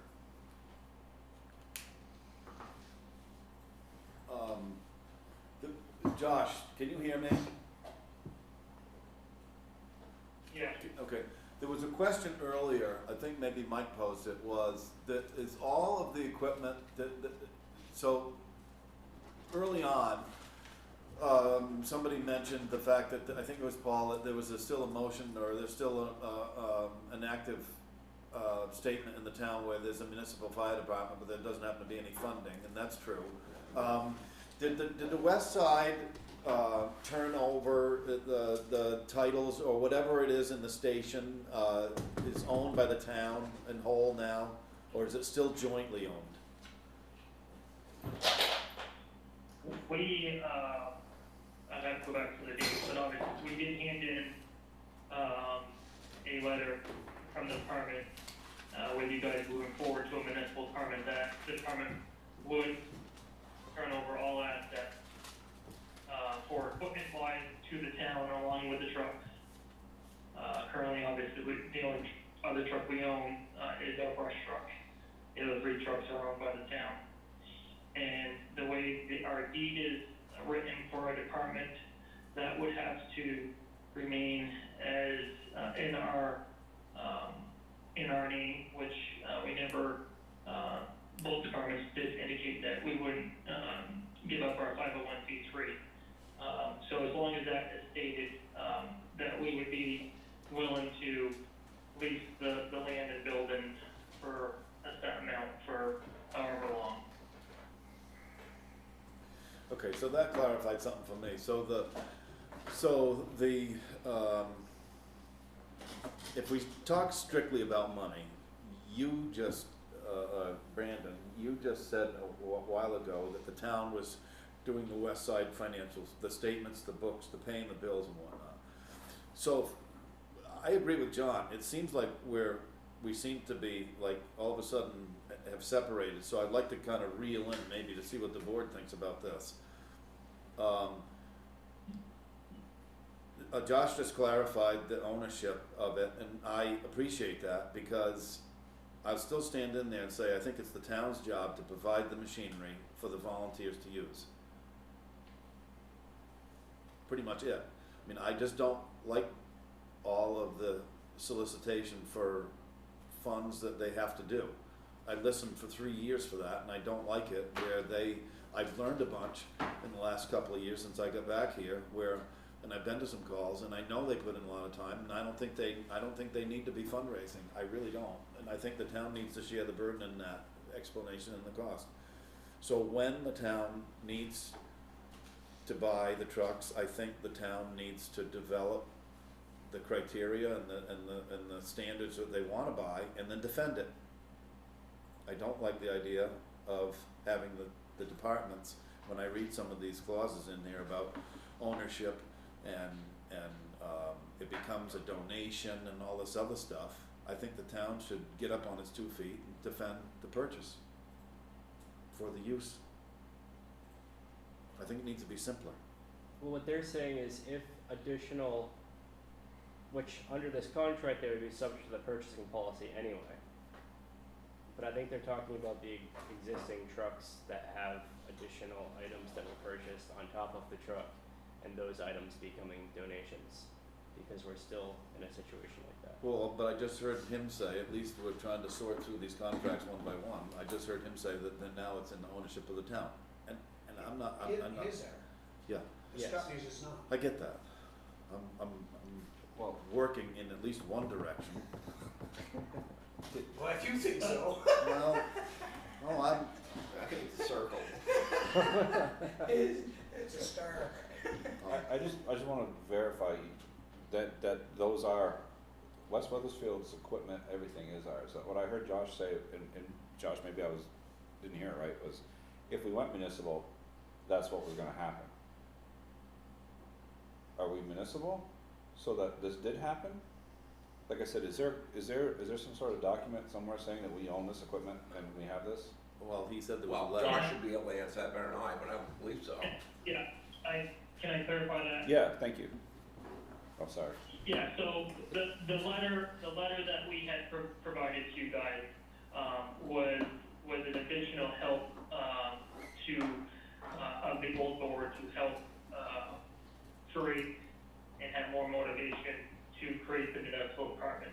What we handed in, is just that information stating that is what we're willing to do. At this point, nothing has been written up, from the department or the town, claiming that ownership. So it's just kind of just like the municipal, it's just idling, right there now. Thank you. Well, then I would like to, if that status is kind of stuck in neutral and even a contract two or a Scutney is in that, I'd like the board to consider the future. I'd like the board to consider any and all purchases and to provide on behalf of the town of Weathersfield be wholly funded by the town.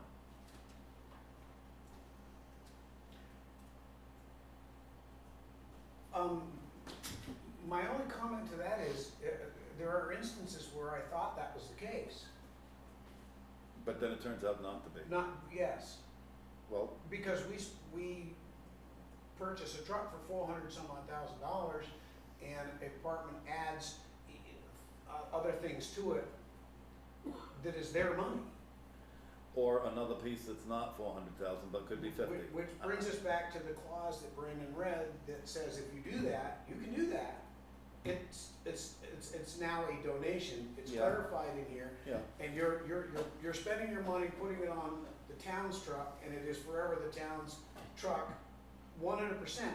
But that brings me to the next section, section 6.1 and 6.2.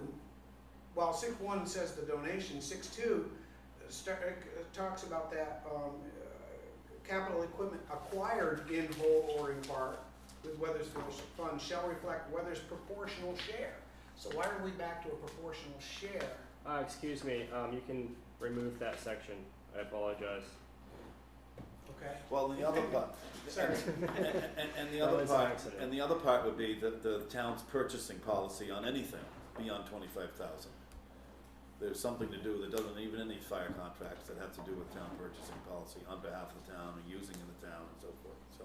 Strike section 6.2 in proposal number 1.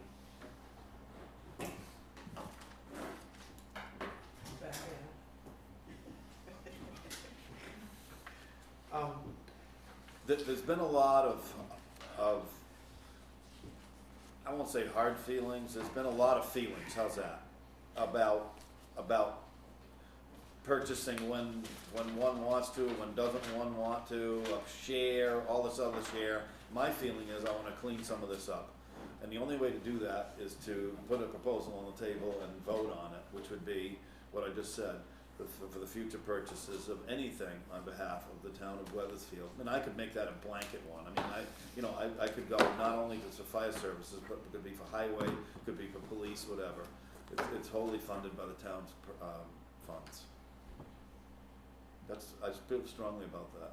I've learned a bunch What about about volunteers. grants and so forth, because if we obtain a grant for something, I mean, that limits it to not allow for grant funding. You wanna be careful because you might be able to get equipment and stuff, PPE stuff, Yeah, that, so you wanna be careful not to lose that stuff. I gotta be honest, the thing I struggle with is this. If somebody came to me and said, hey, Mike, I want you to run a construction company, I'm gonna buy all the equipment, you run my trucks. I'd be like, okay, let's go. I just, and that's kind of where I see what I'm hearing and what I think personally, that the departments would be better off, it's my opinion, with the town owning everything. And, well, we don't necessarily have to own everything. These guys are still 501c3s, both of them. So, I mean, if they want to buy a truck, who are we to say they can't buy a truck? But the contract, I think, if Should we- they do buy a truck, then the contract is terminated, and the funding is withheld under this contract. oh, Under number 1, They must abide by the purchasing policy. what about existing equipment that may have already been purchased by either department? that's in contract 1, but not in 2. Not Because 2, here's your money, do what you want. yes. Okay, but what happens with trucks that are already owned? Josh, what would happen with that one truck that you own? And I'm not sure about a Scutney because again, a Scutney is leaning towards proposal number 2, so we haven't gone into this too much. with a Scutney, so I don't know what they would agree to. Scotty just bought a brand new ladder. Correct. Well, I wouldn't say brand. Yeah, A little bit out of the price range. yeah, well, new to you guys. New to you guys, there. But now if we go back to my scenario where I just bought some trucks. And then somebody came and said, well,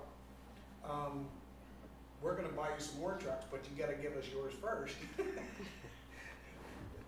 You know, there's, makes my hair hurt. Well, ultimately, we wanna have the right apparatus to provide fire services for the town. So I would assume that the department would trust us to provide those trucks.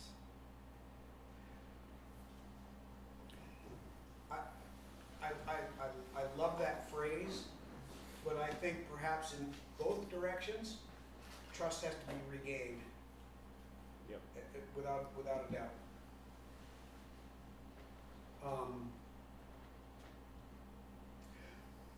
I don't see either one of these proposals heading in the direction of a municipal department. Am I correct in that?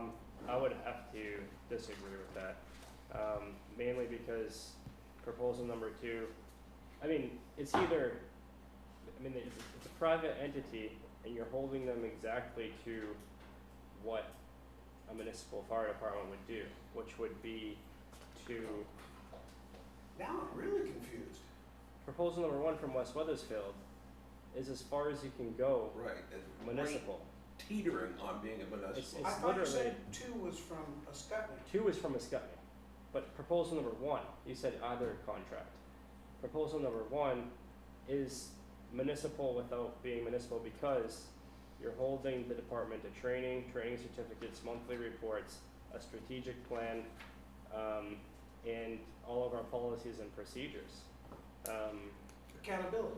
Accountability, complete, it's literally being a municipal fire department without being a municipal fire department. We all paid. Without being paid, Without being paid. remaining- you retain your 501c3 Correct. status. So you're still your own entity. And the town has to provide all the money to operate. Correct. And all the management, all of the finance, the administration.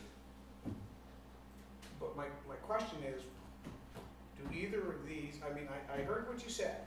One of these is close to being municipal, but neither one of them is actually being municipal. Oh, no, now their proposal is to go municipal. That's another option that the town can pursue outside of these 2 contracts.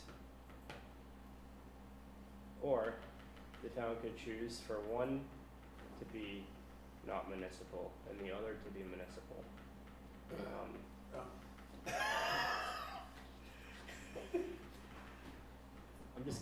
I'm laying all the ideas out there. No, you're doing great, and we're just trying to ask all these questions. Where I was headed with this is the fact that right now we have a municipal department because it was created by the previous board. Correct. And if neither of these contracts are municipal contracts, both submitted by the 2 departments, are we further away from municipal now or closer to municipal now? Depends on which one you're looking at. No, One's no, even neither farther one, away and one's neither one of closer. these is municipal, Well, but one could be almost. No, We but could literally contract take 1 is really contract- close, and contract 2 is moving in the other direction. we could take contract number 1 and change a couple of words around and it would be a municipal contract. But they would lose their 501(c)(3) status. They could still maintain it as a social organization, Yeah. like most departments do. And would you need to hire a municipal chief? We could have a volunteer chief Yep.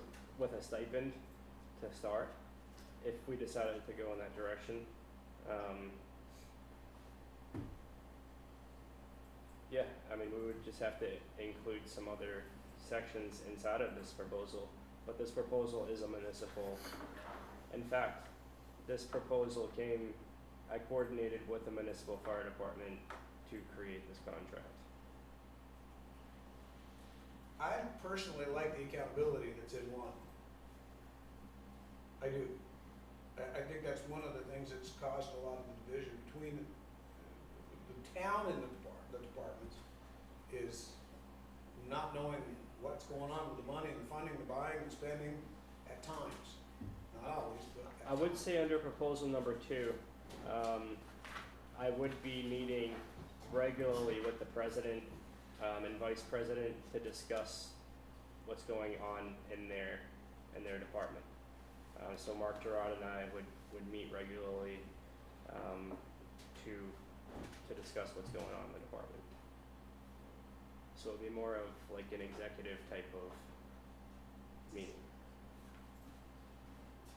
It would be like a, But that would be separate from the other department. I mean, basically, it would be two complete, it would be like Springfield and Claremont. well, I believe, according to the West Side, if we went with proposal number 2, then they would also want to go, they wouldn't want to do proposal number 1 because they wouldn't feel like that would be fair. So if we went with contract number 2, I believe the West Side would not want to move forward with proposal number 1 and would also want to move forward with something similar to proposal number 2. Need a motion to extend Joint 15 meeting. minutes. Motion. Motion to extend 15 Motion to minutes. extend. Second. Motion been made and seconded to extend 15 minutes. All those in favor say aye. Aye. Thank you. Go ahead, Josh. I just wanna go back, Mike, you were talking about a little bit being confused. We, you guys have not, moved forward with a municipal department. So with that being said, we created our contract, which is what you're looking at, the contract 1, which is, in our opinion, is for the best for the townspeople in the town and the department to make everything as clear as can be. We are still willing and we still want to move forward with the very first option, that is to have a town municipal department. But if that is still sitting there idling, that this is our next option that we would be willing to do with the town. That helps. And it also moves me in another direction.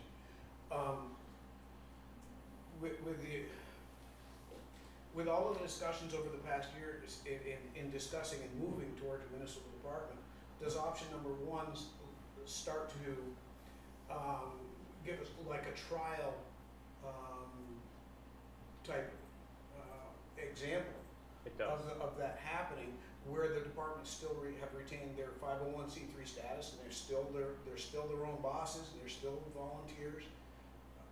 But but we just put some guidelines and rules and stuff in place, and maybe it ends there. Maybe it does. Maybe it doesn't. Who knows? I would say that, I would work with whatever the board wanted to do, whether it be proposal number 1 or proposal number 2. But I would also like to say to both departments that the management in Weathersfield is different now. And I think by having that, it would improve direction of proposal number 1. Both the select board has changed, the management has changed. Maybe the relationship could improve if we think about the future and work together. Darren, Mr. how Chair, can I speak? Go ahead, Josh. And what Brandon just said, that the whole management structure and has changed.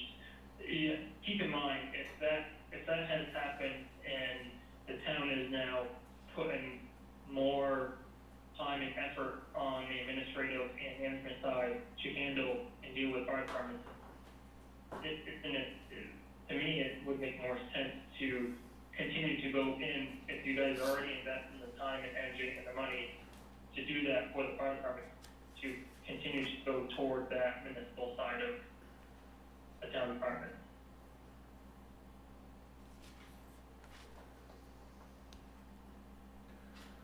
Any other comments? I didn't view 1 as a municipal department, as you you're saying. I viewed it a lot, like I said before, like the older document that we had with some changes that brought accountability to spending and control of the town. Darren, you've heard me say that before, to you, that that's what I wanted to see was more control in the town as far as the money goes. What are we buying? What do we own? What are we taking care of? What are our liabilities and responsibilities to the departments? And let the fire departments be the fire departments. Do their job, and let us worry about the buying of the equipment. Well, that's where I started an hour ago, because Yes. I really think there needs to be a motion and clarification. It's gonna be easier for the town and future boards to know the known rather than the unknown. And the unknown has always been a moving goalpost. Do I buy a truck now? Well, no, I don't know. Oh, I think I'll go buy one and then tell you later. No, none of that stuff anymore. None. Let the town stand in there on a thoughtful basis. Doesn't matter who the town manager is, even though I like him. Yeah. But for future boards in the future, they need to have a template that is more definitive. Paul, with me. And anytime that any vehicle for the town needs to get purchased, fire truck, police vehicle, whatever, it has to go to the voters to get purchased, correct? Or can you have Not money? under number, What's I that? get confused, not under number two, it wouldn't No, No. I'm not asking about the contracts. currently. I'm asking in general. If we went with a narrative exactly like Dave said, where the town ponies up and takes care of everything, we as a board here can't, if Darren comes and says, hey, I need this fire truck, or Josh comes and says, I need this water truck, or whatever, we can't just sit here and say, okay, we'll go buy it for you. We have to put that to the voters, or can we take money out of somewhere and buy that if we want? I guess my answer to that question would be it depends. I mean, on the need, for one thing, or the event, what would happen. Now, we just bought the new police cruiser, so, and it depends on whether it's got zeros on the end, quite frankly. So, it depends on the need, it depends on the Okay. event, it depends, let's say that one of them got an accident, an insurance crash, Right. those are easier decisions to make. No, But right. a general purchase of a class one pumper, or something that's probably got 6 figures, you are correct, We have it to go. goes before the voters. And- Because we gotta borrow money or bond, one or the Exactly. other. Right, and just a quick question to both the fire departments, right now, both of their policies, I would assume, would be, if they wanted to purchase something, they go to their group to say, hey, we have some money from the town, we have some money from fundraising or whatever, and they purchase that way, is that how that works with you? Yeah. So, And that's what I got a big problem with. is I that? got a big problem making with a shifting the decision? burden onto another entity outside the town, and no matter who it is, it's unfair. They're servicing the town, Yep, yes. Mr. Chair, and I would do this myself, but comments or questions are supposed to be directed to the chair, so I'll do it that way. That question's actually for Stephanie and Darren. You've reviewed this contract, have you reviewed it, You have not. That, There, It's okay. I never got sent anything. Okay. It's okay. Go ahead. that reviewing process, as far as Stephanie's design, falls under the president and vice president, which is myself and Mark. And then as according to the group with the board, then we would bring it to Darren and the membership to look at it. So you and Mark, you two, you Yes. guys have reviewed it? Yeah. Not number one. Not So number that- one. Not and- number one. But that's okay, because we haven't either, because we just got it Yeah. tonight, so it's a little, so it's Mark not a and trick I- question. Mark and I have gone over number 2 Oh, and, okay. We all have. No, and but- proposed a variant. All right. Because I think you're looking for a motion, right? Not necessarily tonight, because, we just got presented these Don't- contracts. Don't forget, a motion can be tabled. You can do what you like, I'm just saying that Would it be fair to give these guys a chance to look at That's what I contract was number gonna. one? Because I mean, it's really, yes. it looks like a better contract, to be honest. It does, but the one thing I would wanna see, I think immediately, and I brought the question up already, and I'm not sure I got an answer to it, is how, I don't expect them to give up a truck they just bought. Right. Unless we're either gonna pay for that truck, which that's probably not gonna happen either. So that we're both, at a stalemate there, but there needs to be something in the contract that addresses currently owned property that belongs to a department, if their intent is to keep it, and what our position is with that vehicle. If they just bought a new ladder, if they're gonna keep it, are we gonna be paying for it to okay, so I would say yes, we're gonna take care of it, we're gonna insure it, we're gonna repair it, we're gonna fix it, and yada, yada, yada. But when that truck is done, you don't get to buy another one. If we need another one, and that's the truck we need, it would be the town's responsibility to, at that point, replace the truck. And make it clear. There's a reason they have that particular truck. Those things need to be clear. That's really about, for me, the one thing from our discussions I've had with you and Mark, I haven't talked to you too much, Cody, but I met you. But that's the one thing I see in here that's missing in one, is how you would deal with a piece of property that they currently own and what's gonna happen moving forward with that. Anyway,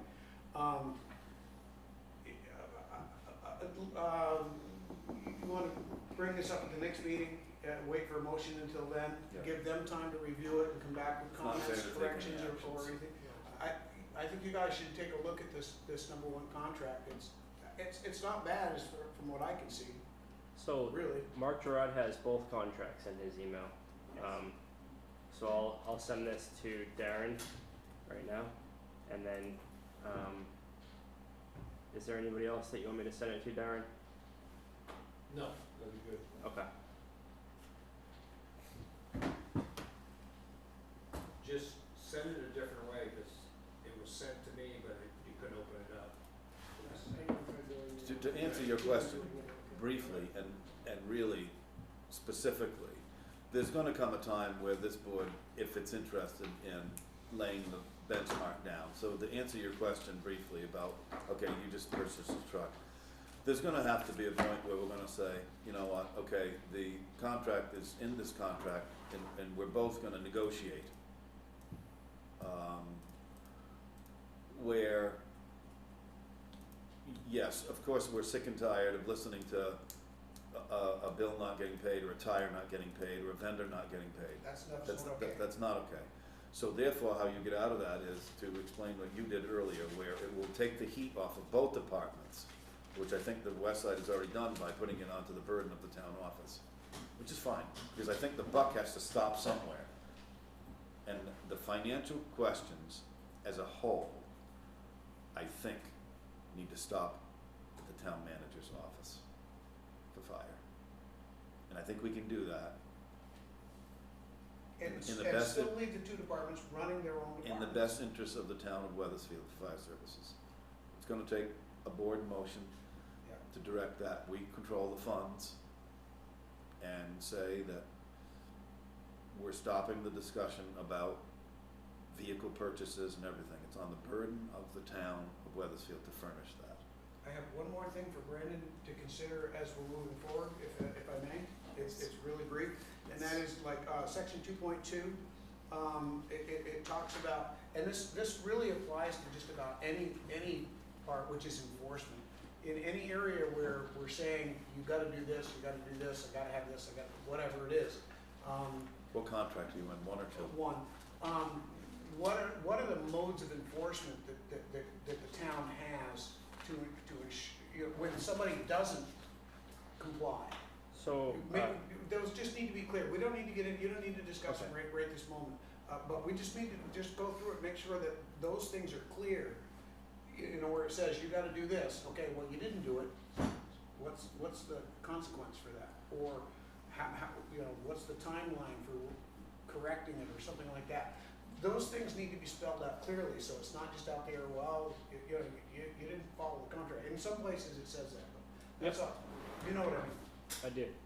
Thanks, And Mike. I don't have a problem giving this copy right here to, the chief if you'd like it. Doesn't At matter. the end of the meeting. Darren, if you or Colby have any questions about when you see these or whatever, go to Brandon before the 19th, you know what I mean, the next meeting, whatever, or Mark. And the same goes to you, Josh. I mean, we've had a discussion tonight, but if you find something that you need clarification on or something, you gotta go to Brandon before the 19th or so, or, yeah, I mean, anybody can feel free to talk to any one of us either, I don't care, this is, we'll get it done. We're working together on this. Yep. That's what we're gonna do. Okay, it's like 3 or 4 minutes left to go here, so let me move on to, thank you so much, and we're taking this up again on the 19th, for fire. I don't see any appointments. Although There's 2 appointments. okay, I'd like to remind the viewers that we're open for, in particular, any, budget committee members that might wanna serve, members of the public or something. We're gonna start taking the budget up numbers by, I think it was, didn't I say by the 19th, maybe no later than the first meeting in November. So we have You have one? one appointment to the budget committee. Chauncey Tillman emailed me, and she stated, I would like to be considered for an appointment to the budget committee for the town of Weathersfield. Okay. I believe my education and experience in both business and finance would be an asset. I would appreciate your consideration. Anybody gonna nominate Chauncey for the budget committee, please? I'll nominate Nancy. It's getting late. Second. Motion's been made and seconded to appoint Chauncey Tillman as a member of the budget committee. Any discussion? I have one comment. I don't know when it is, but it's her birthday. Tomorrow. Tomorrow. Okay, we got that clarified. Well, you got your birthday present. Happy birthday for the budget committee. All those in favor say aye. Aye. Any opposed? Perfect. We need some humor. A second appointment to the Recreation Commission. Right now it has 3 members. Their first meeting is tomorrow. I'm taking minutes. And Ray Stapleton would like to also join the Highway Department, the Recreation Commission. I think it would be nice since he's this highway To superintendent. stay with what we usually require, ask them to send in an email. I do have a letter upstairs. I can go get it and bring it down. I trust Yeah, I you. trust you trust too. you. Need a motion to appoint Ray for the I'll make recreation a committee. motion to do that. Seconded, anybody? Second? Motion been made and seconded to appoint Ray Stapleton to the recreation committee. Any discussion? All those, Aye. all those in favor say aye. Aye. Thank you. Tillman's tired. Yep, exactly. Okay. 30 seconds. Let's go to the warrants. Make a motion to approve warrant article October 5th, 2020, general fund payroll $16,936.47, operating $21,114.19, highway payroll $7,181.23, operating $12,945.64, solid waste payroll $1,539.76, operating $4,374.96, library payroll $1,919.35, totals payroll $27,576.81, operating $38,334.79. It's $434. Second. Motion been made and seconded to approve the warrants dated October 5th, 2020. Any discussion? Hearing none. All those in favor say aye. Aye. Any opposed? Any other business? I know that Brandon is interviewing a few people for something to do in the finance department this week, tomorrow or the next day. He's got a committee set up to screen people. Had like 15 applicants. Town manager quarterly review. I asked Brandon if he wanted to do this in executive session. He said, no, I agree. I don't have anything to hide. Does anybody have any comments or Motion to suggestions? Stand 5 minutes. 5 minutes? Does anybody have any? Second. All those in Aye. favor say aye. Aye.